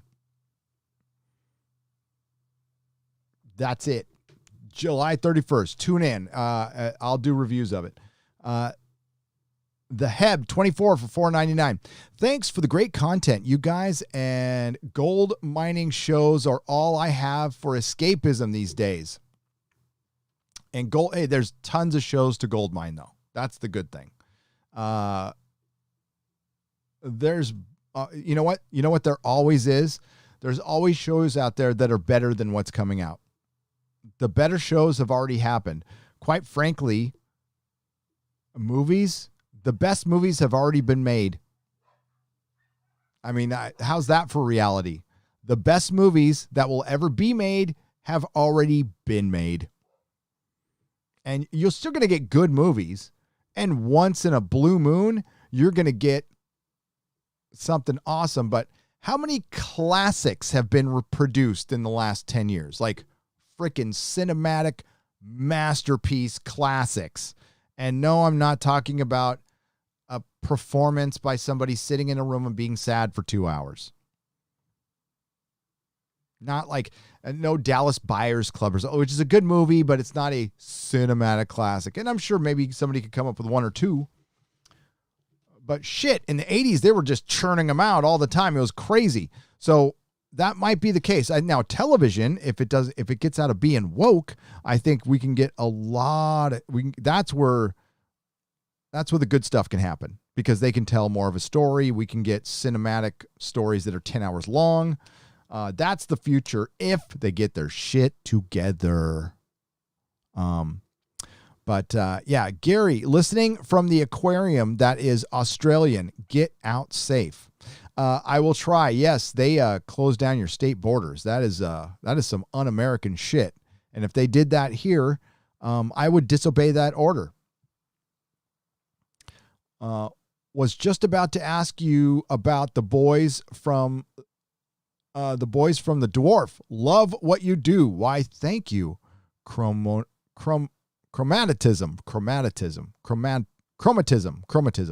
for 10 pounds. Thank you very much. I appreciate it. Yeah. So the only things that I can think of off the top of my head that are good, that are coming out, one just got delayed, Tenet. I was looking forward to Tenet like crazy. The Boys, which I think is going to be woke. I hope I'm wrong, but I think it's going to be woke because they gender swapped a major character, and I don't believe that gender swap will work. I think it really undermines the show because here's the deal. If you turned Doomsday into a woman and she killed Superman, would you feel differently about it? And I don't mean like you could say Doomsday was a female of her species. No, I'm talking about like a woman, like Brie Larson. She came out and she killed Superman. They did a gender swap, something like that, and it does undermine it. And there is differences, and it does matter. And it was done for the reasons are intersectionality. That's why it was done. Intersectionality has poisoned Hollywood. And once I fully understood what it was, it's not woke, it's intersectionality. Now, some would argue those are the same things, but there is a difference between the two. Slight. It's the feminism part of it. I wish BBC would get Peter back and make first episode to be him waking up from torture with Jodie having been just a bad delusion. Albeit it's too late now. It is, Oscar. It is. And Peter's run was tainted with shit. I'm sorry. I've tried to go back and watch. I've got Peter's run right here. Got it right here. I even keep this thing. I don't know what to do with it, but I keep it. And yeah, it's brilliant. I mean, God, look at that. Some of the best packaging. It still has the good logo. But I can't watch it. I can watch season 8. I can't watch season 9 and 10. God damn. What they did to Davros pisses me off. Did you read Alan Moore's run on Supreme? He has been said that it's his apology for Watchmen and the Silver Age love letter, The Invisible Man for $5. I have, and I like it. I've heard that before, yes, and I would agree with that. And I think Alan Moore is aware that Watchmen ruined comics. It ruined the fuck out of comics because they're still trying to make the Watchmen to this very day. They are.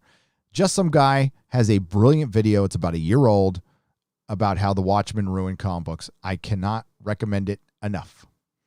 But comic books are supposed to be heroic, inspirational, fun.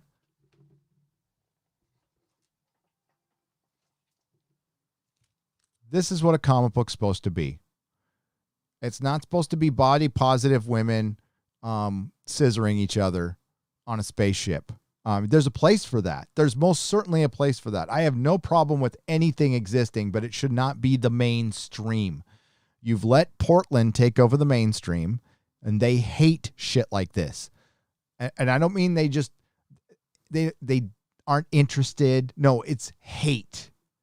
There's a big difference between indifference and hate. And they want to tear this apart. And they've been wanting to do it for years.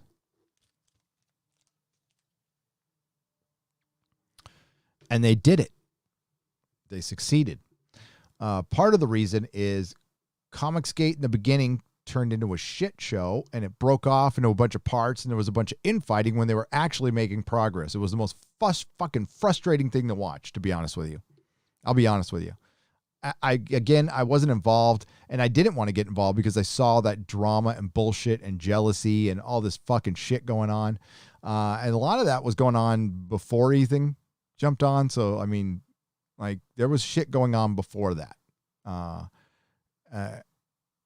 And you know, Richard never like jumped in. He always did his own thing, and that was smart. That was smart. I remember Richard's live streams. You guys remember Richard's live streams? He'd like sit in his like blank ass bedroom, and you'd have a solid shot of his white socks, and yeah, he'd talk about a comic book for an hour. How will they sexualize 13? Rock, paper, scissors. Brendan Lucas for £2. Well, I want you to look at life through the lens of identity politics. If they bring back a male doctor, you know the BBC is concerned about the criticism they're going to get, because they are going to get criticism. Criticism from people who originally appraised the female doctor, Jodie Whittaker, the first female doctor, played by Jodie Whittaker, who we will lovingly call Dr. Karen, and then promptly didn't watch the show. But they'll come back once they get rid of Jodie, and they're going to go, man. You know how you deflect that? Well, for one, start with a black man. That's a good start. That's fine. Again, don't have a problem with that. That's actually what I expect and I would hope would happen. Although I don't play those kind of games. I want it to be the best person for the role.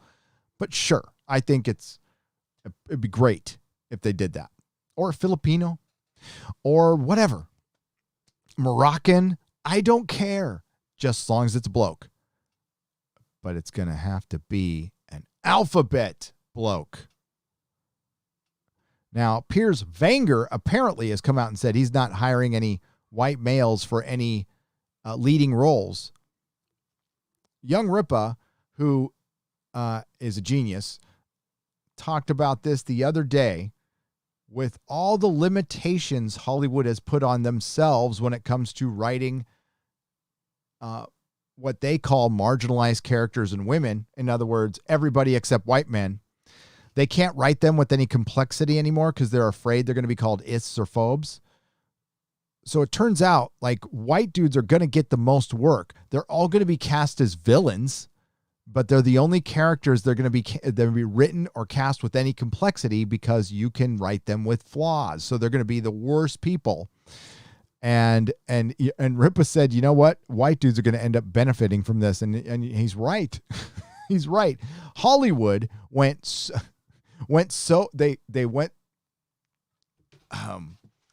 Hollywood is so far gone, it's back again. Digger John for $5 says, Jarbo flags people he doesn't like and collects boulders. Yeah, I guess he's kind of leaned into that, I've heard a little bit. That's what he did get caught doing that. He says he apologized. I couldn't find it on the internet. I kind of looked, but I couldn't find it on the internet. But I guess it's out there. And I believe in giving people second chances and stuff. And Jarbo apparently watches everybody's live streams. One thing he loves to do is count other people's money too. That's always sexy when you do that. That's sexy. Trevor RN, thank you for becoming a member at the proto-molecule level. He also calls people racist and alt-right openly, and members of the Fandom Menace. I know that because people have sent me the video.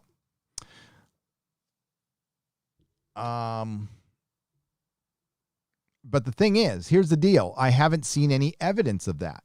So if there's somebody in the Phantom Menace who drops an N-word or something like that, I mean, look, for one, I'm not their police. Go take it up with them. Go see what context it's in. I just know that Jarbo has dropped the N-word on the internet a couple times, right? I mean, the video's out there. So I would call that projection probably. Whatever.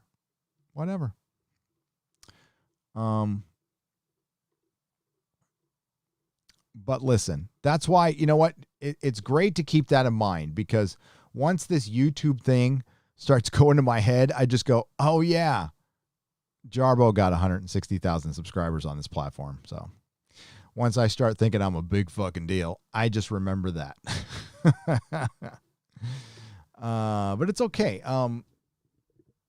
Yeah.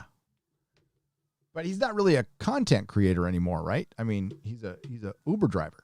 So it's just a hobby now, right? Which is cool. It started out as a hobby for me, and I was selling auto parts. So there you go. And Uber drivers is good work if you can get it. Like, I wouldn't mind that job. I love delivering stuff. I delivered auto parts for a long time, and I loved it. I wish I read that one.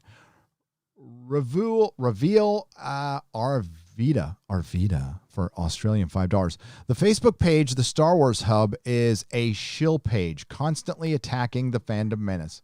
It's good. That means we're relevant. You know, the Fandom Menace is needed now more than ever, and I did not say that. That is, I heard that from Drew from Bounding into Comics, right? Drew Taylor. Sorry, Drew. I'm shitty with all kinds of names, but Drew said it like a month ago, and I will echo it. The Phantom Menace is needed now more than ever. And you are defined by your adversaries. So, it does kind of suck that Jarbo's our adversary. But there's other people out there, The Grand Inquisitor for $2. Hey, Gary, any thoughts on the new Ford Bronco? None whatsoever. Do we get an OJ version? Do I get one that goes 30 miles an hour on the 405? Hang on a second. I don't want to yell. Could you get that, son? Thank you. Somebody's out the door. I just got to keep an ear out just so my son doesn't get kidnapped or some shit.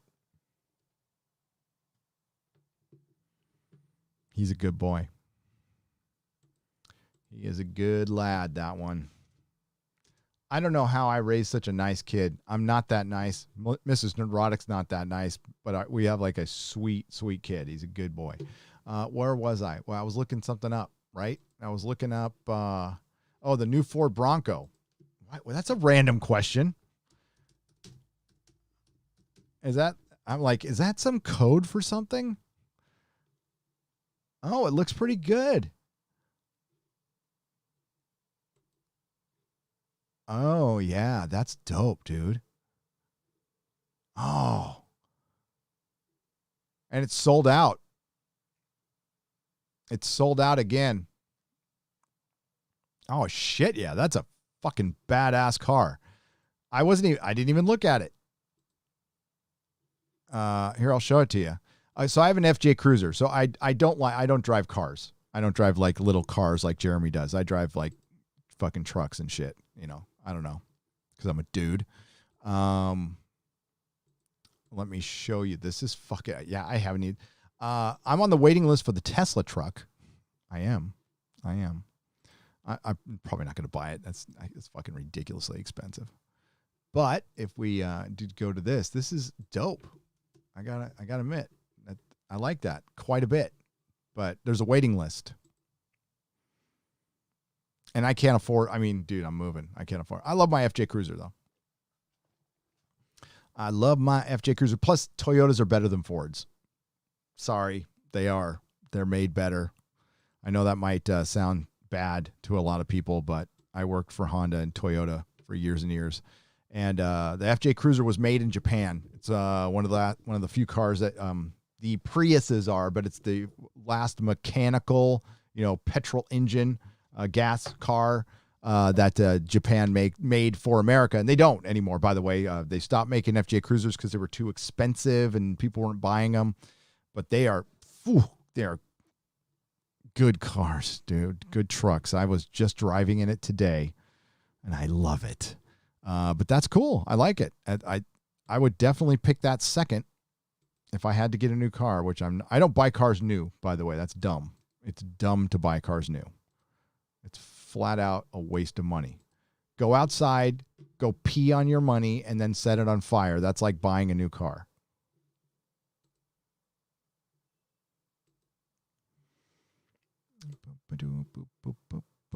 Okay, where was I?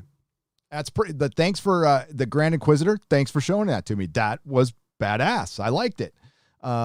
Pinky and the Brain guest star Deadpool fighting Darth Vader and the Yahtzees with the boys from the Dwarf and Judge Dredd. What the Lucifer? Pinky and the Brain guest starring Deadpool fighting Darth Vader with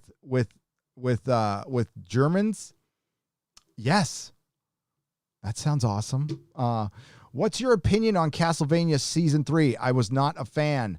Vesuvius for $5. Woke. I immediately walked out once I sniffed the woke. Same thing with Legion. Legion was a show I was recommending to everyone. Loved the first 2 seasons. I dipped out in the first 10 minutes of the first episode when somebody said, I'm penis free for 25 years. There's only one. Why would you even put that in a superhero show? Why would you put a line like that in a superhero show? Because the patriarchy. I'm so fucking sick of intersectional feminism. I'm so fucking sick of having to apologize for being a dude and having some fucking dude hobbies. You know what? There should be some places we can go and be dudes. Believe me, society is a healthier place when dudes are allowed to be dudes. Okay? Just dudes. That's all. There's a reason in Alcoholics Anonymous, there are men's meetings and women's meetings.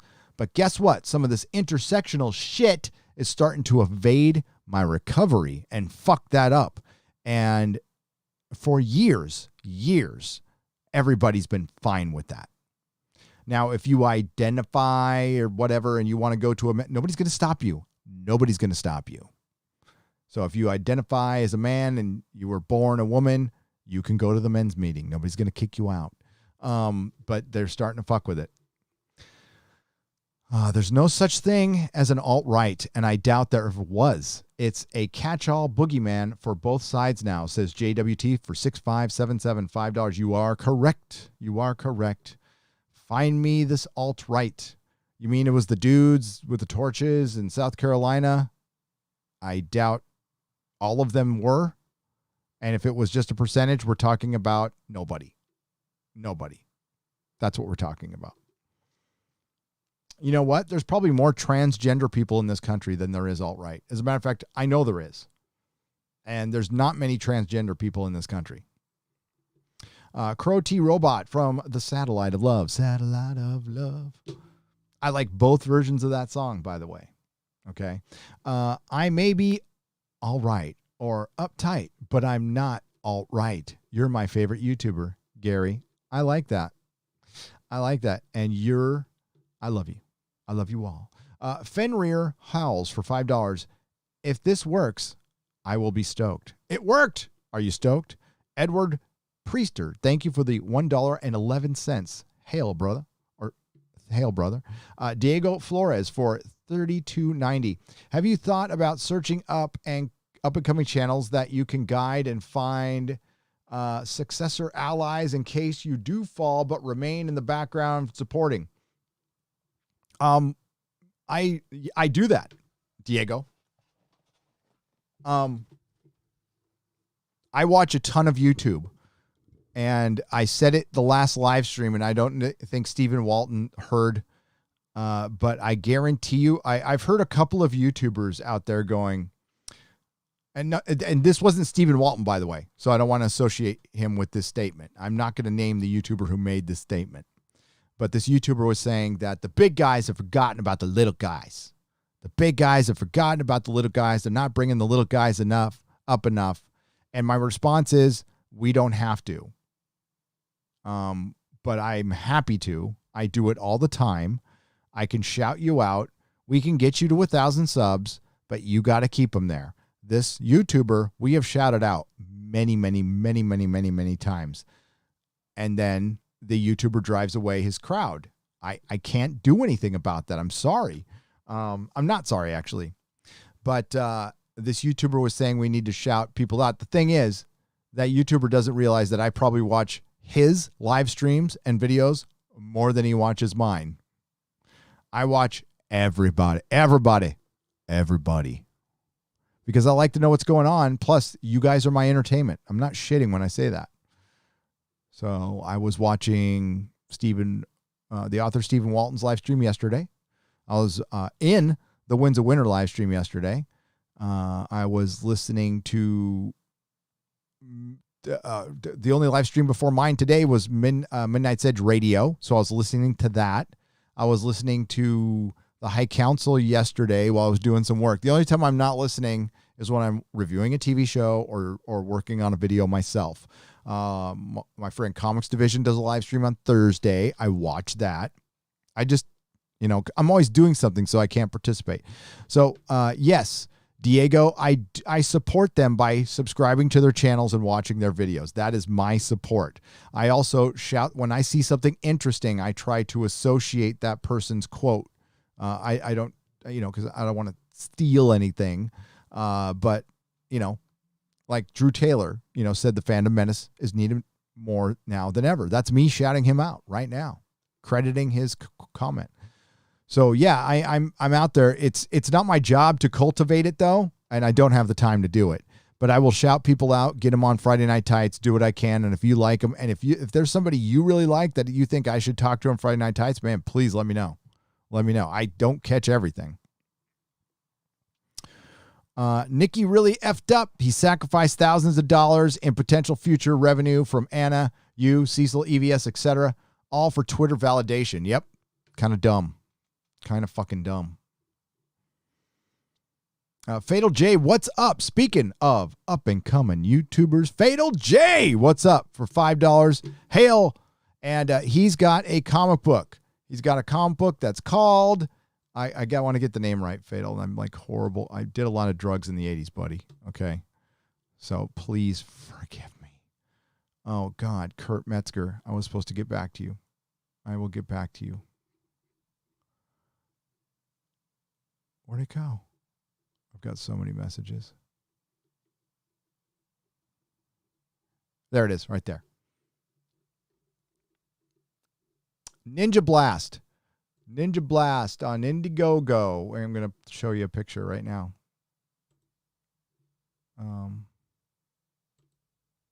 Dude, I keep doing the wrong thing. What the hell, Gary?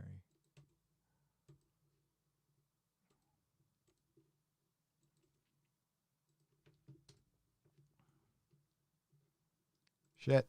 Hang on. That wasn't supposed to do that.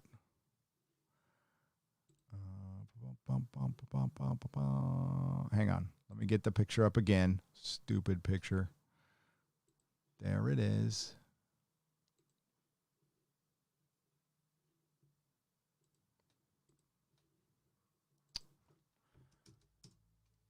Oh, why is it doing that? That's lame. Sorry, folks. Yeah, you got to look inside my DMs for a second. You didn't see anything, but they're fucking a mess. You can see that. They are a fucking mess. There we go. Ninja Blast from Fatal J. Fatal J is a member of the Dark Council, and they did a show. I was watching that last night. I was watching the Dark Council last night. So check out Fatal J. He's awesome, and he loves the Snyder Cut. And release the Ayer Cut, Fatal J. I am way more into releasing the Ayer Cut because I really like half of that Suicide Squad movie. I do. I think it falls to shit at the end, but I think there was a great movie in there. I mean, not just good, but great. And I'm a huge David Ayer fan, okay?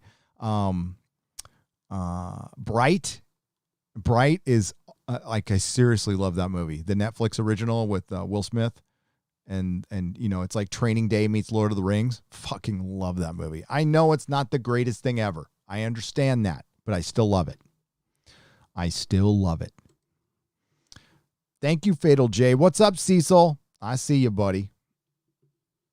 I see you, baby. Shaking that ass. Shaking that ass. Where is the fracking thing going now? I'm lost. Here we go. Okay. What's up, Cecil? Crazy Cat Guy. More Pete's money. Caffeine, sweet stimulant of the gods. Thank you, Crazy Cat Guy, for $5. Hope everybody likes the new mic. I mean, I know it really fucked up Friday, but oh man, I'm gonna save it for Friday. Like what I fucked up, because it's like boomerific. It is boomerific, but we're gonna save it for Friday so I can get some more Odin Old Man Gary voice. Because it was for the dumbest reason. Oh, shit. I was like, like right after the show, I figured it out. And I'm like, oh, my God. I am so fucking stupid. I really am. To me, equal to William Shatner as captain is Avery Brooks of DS9 because of what a great dad he portrayed. A real man. George Orwell for $9.99. That is why I have really come around on DS9, is because yes, when I became a dad and I started becoming more aware of like the shit we take, quite frankly, because everything's our fault, but we can't do anything right. But yet we're supposed to go out and fix shit. You know what? We're all human beings. We're individual human beings. Sure, there's some shitty dads out there. My old man fucking bailed on my mom when I was still a bump. He was supposed to hang around. He promised to hang around. And then he bailed on my mom when she was 16. She had to go to a freaking Salvation Army. And then she had to give me up when she had her heart set on keeping me. But then she couldn't. So then my mom like went and partied for like 5 or 6 years and was depressed because she had to give me up because this I can't say asshole. He was young too. So I've never met him. I don't know his name. I don't know where he is. But I mean, I had a dad. I was adopted. So that dad was great. So, I mean, I ended up getting an awesome dad out of it. But yeah, my old man, gone. But he was young too. So, you know, I don't hate him. I don't. But I mean, it's nothing. It's nothing because I had another dad raise me, and that's cool. But dads get a bad rap. I think a lot of it though is a lot of people who are creative have fucked up families. So I think there's part of that too. I think there's something to that too. Mr. Insanity for $4.99. Hail, I know common sense isn't dead, but F me, it seems to get harder to find it out there. Happy to find it here and with the Nerdrotics. Thank you very much. Hail to the Nerdrotics, which is all of you in the chat, by the way. Yeah, common sense here's common sense, Mr. Insanity, because we talk about this all the time.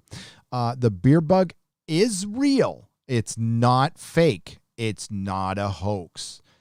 It's very deadly to people with pre-existing conditions, elderly people, people with asthma.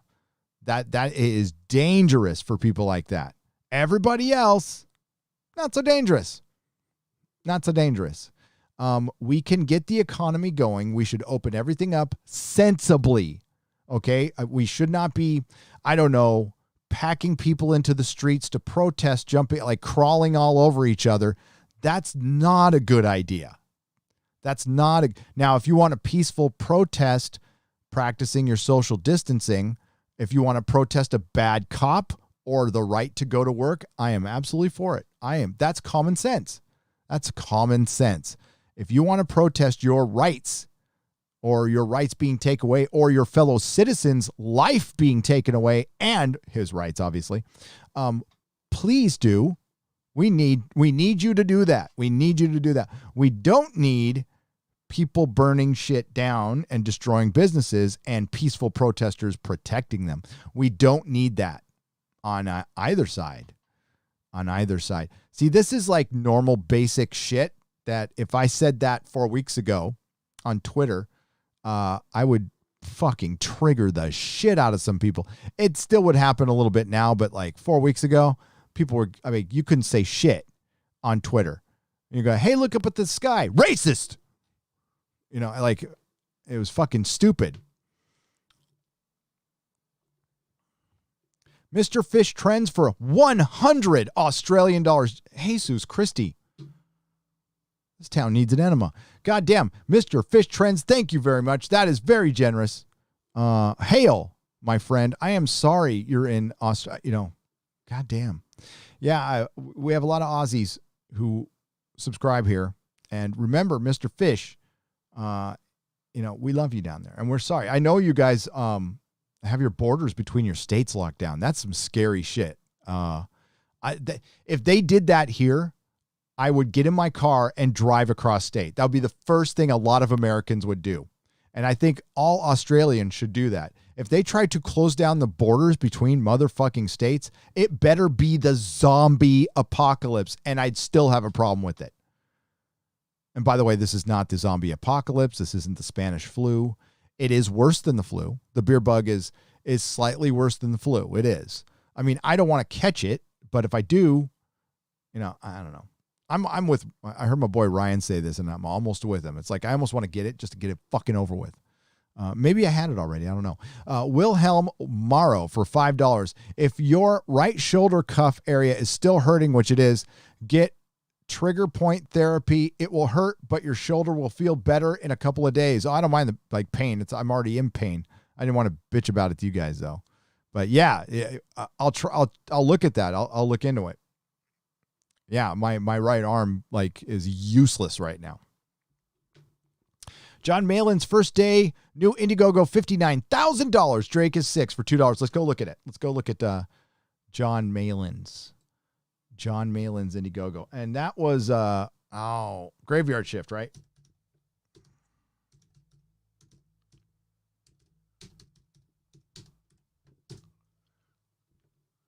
There it is. $60,000, dude. Holy shit. You gotta be fucking kidding me.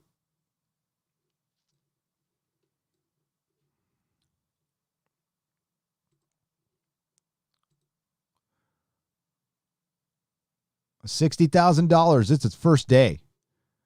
So this is John Malin. He's a former Marvel artist. He left after he put up a tweet basically saying that SJWs are equal to the Yahtzees.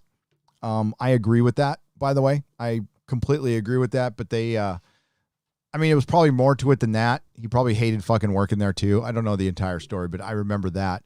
He did the cover to Jawbreakers. He's also, this is the third volume of his book. So if you are into this, like the art is spectacular. Like this is fucking comic book art. Okay. See that right there? See that? See that? Right? That's fucking comic book art. Not like you brought me an ocean where it looks like somebody, I don't know. Everybody looks like pieces of clay or poop. That's awesome, dude. So what are your perks here? What are your perks? You get a blood bag for $75. What are you getting this? 1 copy each of Graveyard Shift 1 and 2, collected edition, volume 3. Got some signed copies. Cool. And $25. You get a copy of Graveyard Shift volume 2. Mark. There we go. There's lots of, let's look at one of the big ones. Oh, dude. I think tier is already sold out.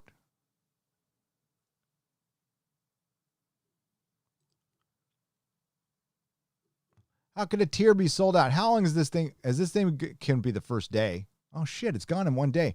Yeah. How could you have 50 things gone in one day? That's not cool. See, I want that one now. I want the one that I can't have. That's a collector's mentality. That's the collector's mentality. All right, let's get through this. What are we at? 2.5 hours. I got to go. Howlin' Monkey Wrench says, "Hail, Gary. Finally watched Star Trek Continues. I nearly had chills about how good it was. A fan show did what CBS couldn't. It had story with art." Howlin' Monkey Wrench, you are correct. It's got tons of heart, actually. Vic Mignogna went through a lot of shit last year because he's kind of a player. You know, he's a touchy-feely guy and he's a player. And I believe because he was Christian and probably a little conservative, he was persecuted unfairly. But he's in that show. Go watch that show. If you haven't seen Star Trek Continues, it's impressive. The sets are impressive. There's a big beef between the Axanar and Star Trek Continues. I mean, that is a movie script right there. Like a serious beef between fan film people. I mean, is there anything more fucking cringe than that? No, but it exists. And I got caught up in that shit. I don't know fucking how, but I did. Oh, because I actually wanted to talk to one. Axanar is good. I mean, Axanar is really good. The trailer and everything, but the dude behind it, I'm not the biggest fan of that person. But Axanar is good. If you want to go enjoy it, by all means, go enjoy it. I talked to that person. The person reached out to me, and I was on a live stream. I was on a podcast, and I said specifically I didn't want to talk about Vic Mignogna because, I just didn't want to talk about it. I didn't know what was going on. I know he got Me Too'd. I didn't know what the details were. So I'm like, I don't want to talk about it. And they ended up talking about it, and that's fine. But then he started talking shit about Mecha Random. I'm like, I'm friends with Mecha Random, and you're talking shit about my friend, like right in front of me right now. So it got really awkward and weird, and I didn't want to like start shit on his podcast. And I was willing to just walk away and, whatever. I don't care. You can say what the fuck you want. But then he continued it, I guess, afterwards. I don't think about the dude very much. All I know is he crowdfunded for a fan film, which it's fine. You can do that, but I doubt that's legal. You know what I mean? And hopefully he's finished it, because apparently he crowdfunded it, and Robert Meyer Burnett was working on it for a long time. And there was problems with that too. So lots of drama around a fan film. We're talking about a fucking fan film. Not your own project. I mean, I could understand drama behind that. I could understand business arguments and breakups over your own thing, an original thing, but we're talking about a fan film. Dude. Oh, I mean, the guy acts like he made freaking Citizen Kane 2, and it's like, bro, you made a trailer. Like a really expensive one. And you got Richard Hatch in it, and that was awesome, but it's a trailer. Imagine Chinball just pulling his censored out, dropping it on the table, says, call me Chinball, will you? When just flat out kills the Doctor in season 13 or Christmas. When is he going to do that, Fiaz Adigo? For $10, he already has flat out killed the Doctor. And it was at the end of series 12. I want you to let this sit in. Let this sit in. The Doctor is not from Gallifrey. So how many times if you're a Doctor Who fan, it's entrenched in your memory. The Doctor from the planet Gallifrey. Well, he's not from the planet Gallifrey. It's where he grew up, but he's not from there anymore. He's not Gallifreyan. Fuck Chris Chibnall. Okay, imagine Spock not being from Vulcan. Imagine taking that away from the Star Trek fans. Imagine finding out Spock was born a girl, and then to protect him or something, they transitioned him into a boy surgically and plopped him on Vulcan. That's basically what they did. Does she get with Yaz? I think I can come back, says Brenda Lucas for $2, for £2. Even if she got with Yaz in like a porn kind of way, I wouldn't watch. Apparently Yaz is going to be the only companion. It's going to be just Yaz and Jodie for series 13. Oh boy. Lucifer, non-secular, asexual transgender, completely average heroic antihero, doing nothing, arriving maybe soon, if that's okay. All hail Gary. Everything's all okay, Lucifer, for $4.99. But aren't you bringing the end? I mean, you are Lucifer, the light bringer, the bringer of light. How to go to Comic-Con from home, SD Comic-Con on YouTube. How to go to Comic-Con from home. Okay, J-Lo Flicks for $2. We're going to cover it. Ballistic Brian, thank you for becoming a member at the proto-molecule level. Modalicious, have you seen the woke racist video comedy? I haven't seen it yet, but people have sent it to me. I will, Modalicious. Flubber11 USA for $2. Ever gonna have Anna, that Star Wars girl, on the show? She's welcome. All she has to do is ask. Body positive women scissoring on what is this? Body positive women scissoring on a spaceship. Damn it. I need that image. I didn't need that image as I woke up. Can't believe you didn't say diverse, though, bigot. I know, Corey Timigan. I'm sorry. Diverse body positive women scissoring on a spaceship. Lens Quest, thank you for the phallic unicorn. Phil Moore for $10. I saw the boys as woke from the beginning. Homelander being sniveling child for his mom. The fourth wall breaking speech against Christianity. The soy boy getting together with Starlight. Meh. Well, I mean, that's what the story is. And yeah, you know what? This is the thing I brought up. This story is from the early 2000s. So it was an original story. It was fine. It subverted some expectations because at its time, it was different. It was somewhat different. It was more character-based and funny. Now, the TV show did woke it up a bit and tone it down for the Me Too Time's Up era. The anti-Christianity stuff played well in the book, and I have to admit, was pretty cringe in the show for me. I'm like over the anti-Christianity stuff. It's like a made-up boogeyman now. It's like ridiculous. They wanted to forever be the 90s and the late 80s when Christianity was really trying to shut down rock and roll. And we're talking about small pockets of them, and the Democrat Party. The fucking Democrat Party's always behind that shit too. Let's not forget that. But they were using Christianity and Judaism too. They were going after it too.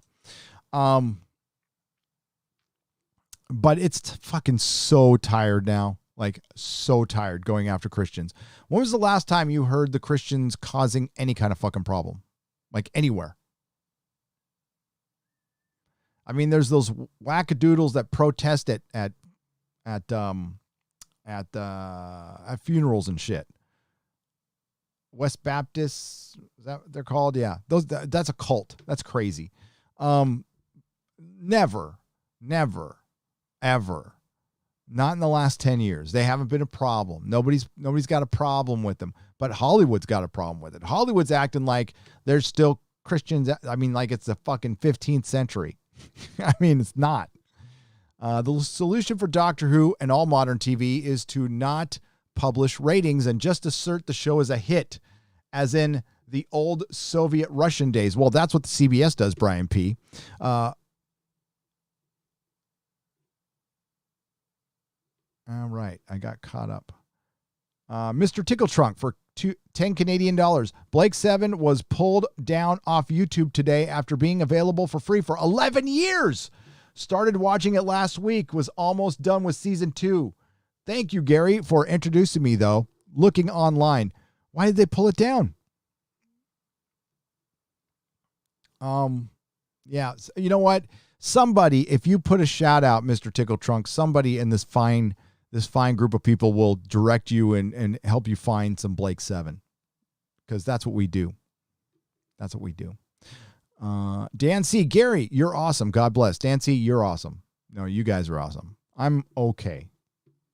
I'm feeling good today. I had a good night's sleep, had plenty of Pete's, got a video out. The video's doing well.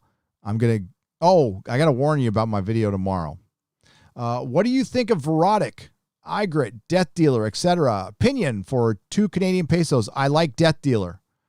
Danzig's book. I like it. I have all of them. Groove Builders. Welcome to the proto-molecule level. Thank you. Cecil says, what's up, buddy? Az asked me to be on Friday Night Tights this week. I'll be there. Awesome. Thank you. Thank you, Az. And thank you, Cecil. So we're going to have Cecil on Friday Night Tights. And we're getting our guests booked out. So we'll have some announcements. So Cecil will be on Friday Night Tights this Friday. It's going to be fun. It's going to be fun. And you're going to see this evil person, Cecil, how bad he is. Man, thank God they canceled him. The world is saved, everyone. Racism is solved, and the beer bug has been cured because they canceled Cecil. Modalicious for $5. Suicide Squad, a Will Smith movie with some others. Yeah, but I thought it was he was good in it. He was good in Bright and in Suicide Squad, and he's kind of shit and everything else. Gray Ghost for $5. But you're right, Modalicious, you're not wrong. Just got, well, you can't say everybody else because Margot Robbie was all over that movie, dude. Like sexing it up with her Daisy Dukes. And believe me, we're not going to get those Daisy Dukes back, and Suicide Squad will not be as popular. As a matter of fact, I'm already going to predict that the last one will make more money than the James Gunn one. Just got my copy of Cyberfrog Blood Hunt, and I mean, I'm kind of cheating on that one because it's not going to have any theaters to come out, and it's probably going to be released on digital. Just got my copy of Cyberfrog Blood Honey from EBS eBay shop, and can't believe how pro quality it is. His artwork is utterly amazing. Detail Palooza. Yes. Right now, All Caps Comics and Splato Del Gato make better books than Marvel and DC. Other than DC's Black Label, which is pretty well done, but everything else is shite. To my friend Gary, hail to you. Drunk 3PO, hail to you, my friend. Drunk 3PO is awesome. You're brilliant. Thank you for the $4.99, my friend. Fat Steven Seagal beat up Ryan Johnson for 2 Canadian pesos. Gary, have you seen Captain Marvel's half-creased sister? Yeah, she's so hot. She's so hot. Like, that's my kind of woman. Oh, I'm sorry. I was doing my Neil Cuckman impression. Yeah, do you want to see you want to see Captain Marvel's Kree sister? You want to see intersectionalism?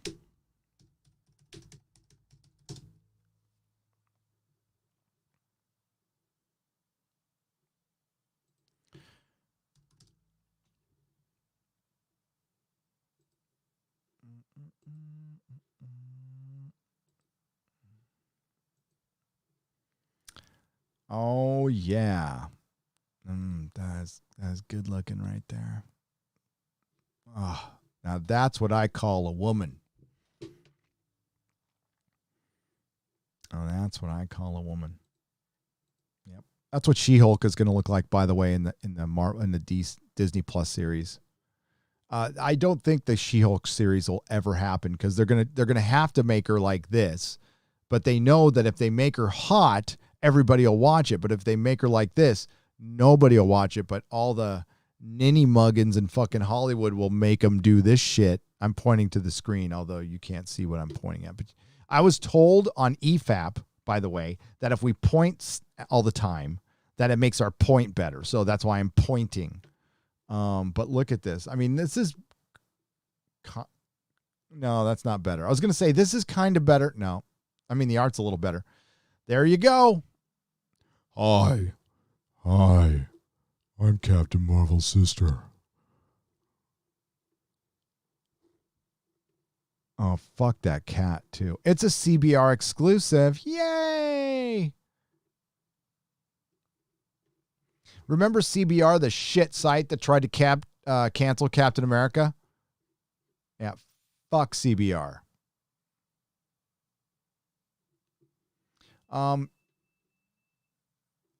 Let's keep an eye on what number is this? What number is it going to be? Oh, it's going to be Captain Marvel 18 tie-in issue. So we'll go look at the numbers at that later on. But man, fucking blown away. I'm going to tell Melissa I want her to look like that right now. Go hit the gym, babe. I can feel her flipping me off from here. I can. Zach Losel for $4.99. Love you, Gary, but this virus is leaving survivors who weren't in those categories with life-altering conditions infinitely worse than the flu. Hail.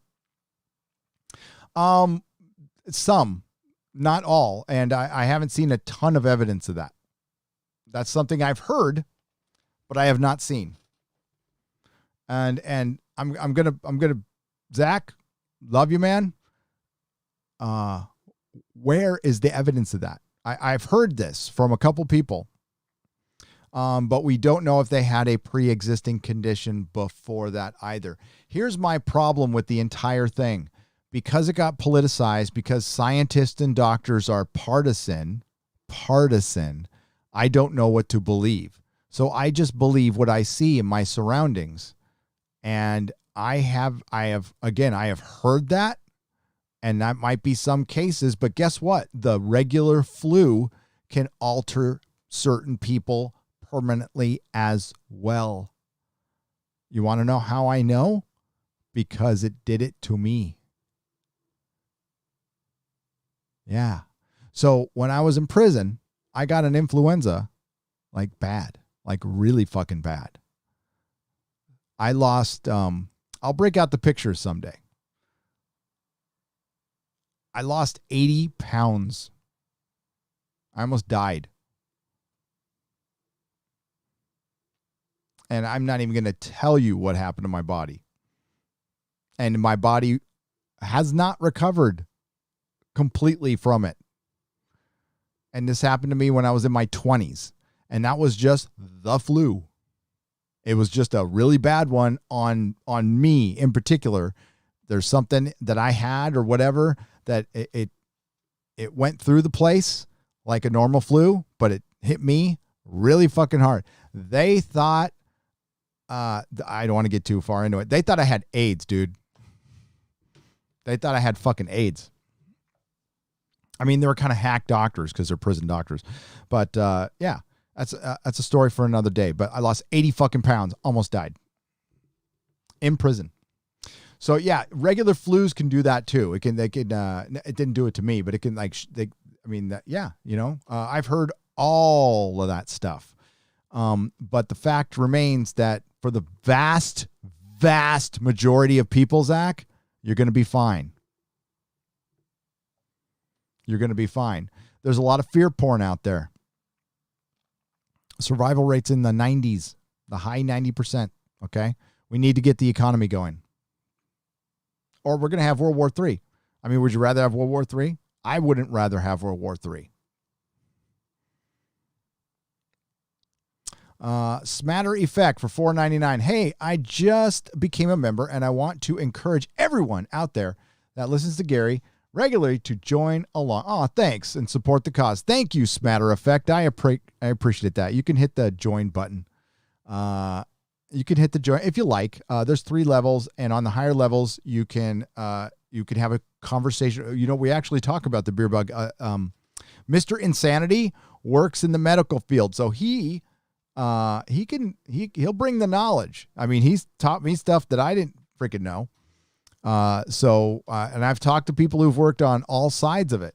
I actually have. What I haven't done is listen to the mainstream media in weeks, and it's been great. I've talked to my sponsor's a doctor.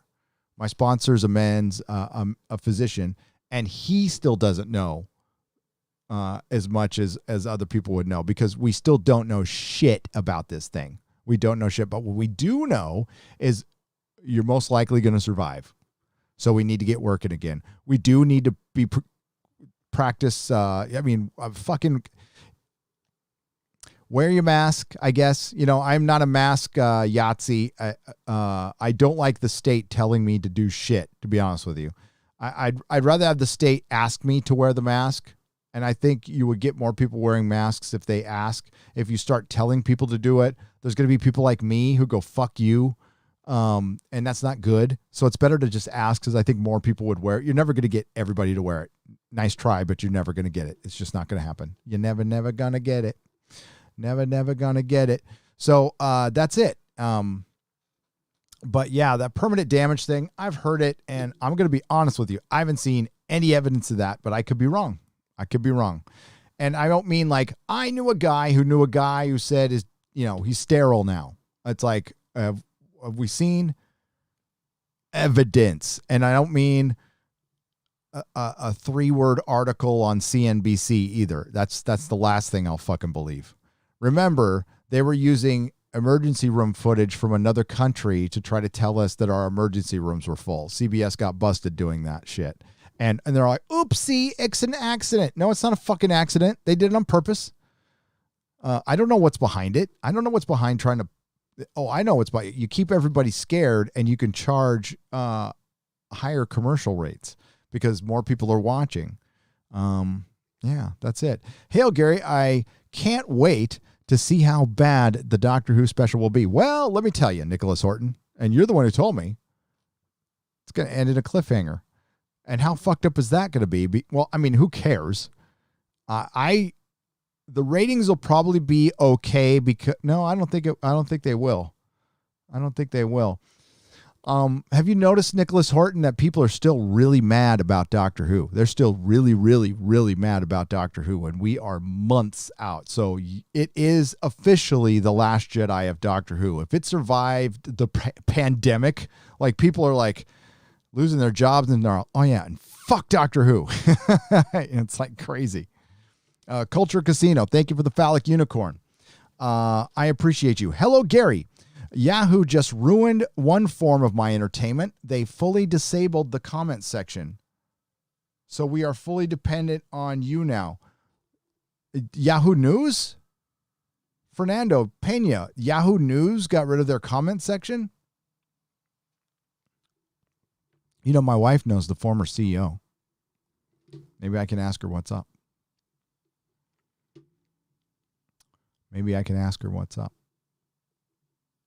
I'll try to be good. I mean, it's just I'm an opinion guy. All right, I am not somebody who yeah. It's just my opinion. I'll try to be. You're gonna get my opinion.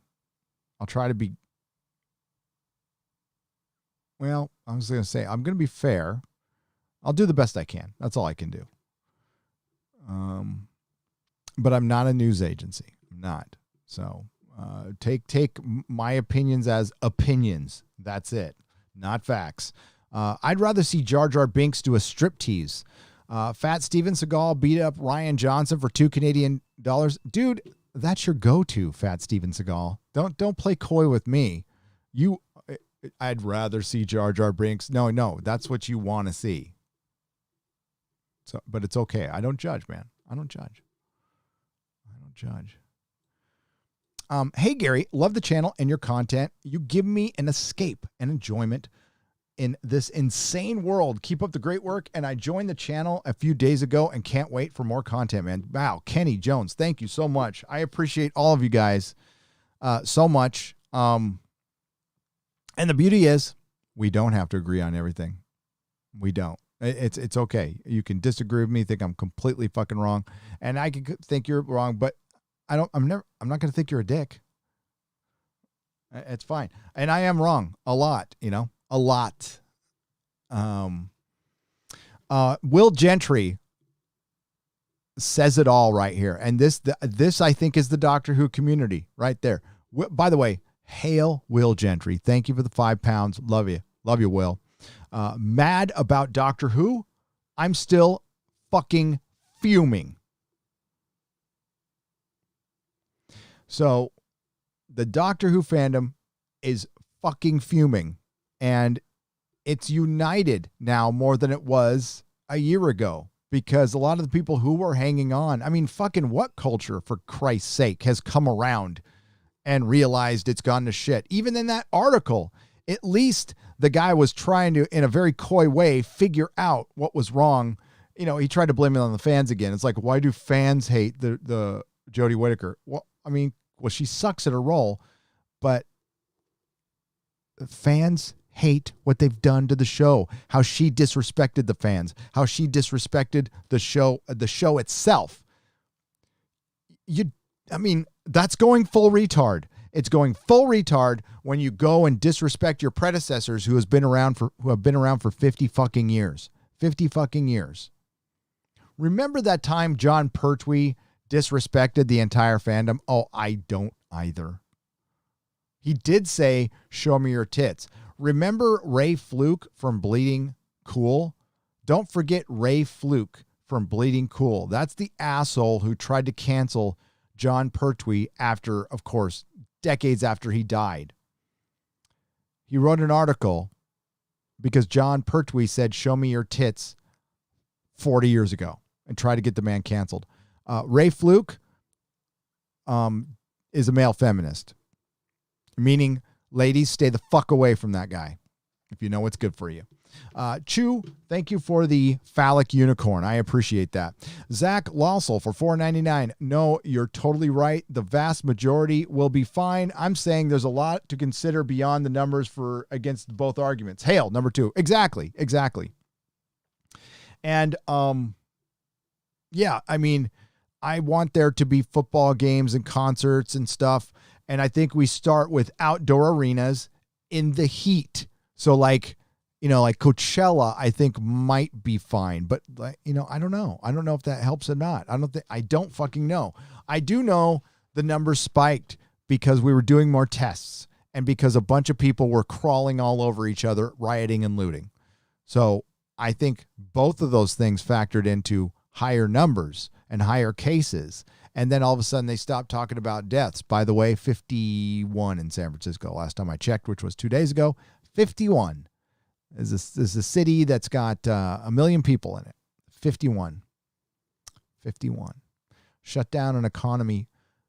A lot of businesses, by the way, you haven't heard this yet, but a lot of businesses have called it already, but they haven't made it public here in San Francisco. I was driving to Pete's today, Pete's Coffee. I was pulling out of my house, I now saw 5 houses with moving trucks. 5. Seeing a moving truck in San Francisco at all is equal to finding a unicorn. A unicorn. So it's happening. The mass exodus is happening. And good. Defund California. Defund San Francisco. Defund blue mayors who put their party ahead of their people. Their party ahead of you put your party ahead of your people, you can get fucked in my book. So that's what London Breed did. That's what the mayor of Seattle did. And you know what? If your party is so important to you that you'll let your business get burned down, you'll apologize to the fucking people who burned down your business. Man, you deserve to lose it. You fucking deserve to lose it. And the big wake-up call we all got is we need to depend on each other and ourselves. Our government will not save us. And that's fine. I'm okay with that. I don't need my government to come and save me or protect me or keep me safe anymore, because right now they're just a hindrance. Make my roads, keep the lights on. I'll pay my bills. I'll pay the taxes, but I'm defunding San Francisco. My tax money is the fuck out of here now. By the way, that's my next video. Is I'm going to go into detail about what happened to my wife's salon, why I'm leaving, I've had another political awakening, So that's what it's going to be about. I'm not going to make a habit of it. It's not going to be pop culture though. And I'm going to probably get angry. I'm pretty angry. 'Cause you know what? If it was like done to me, I'd feel different about it.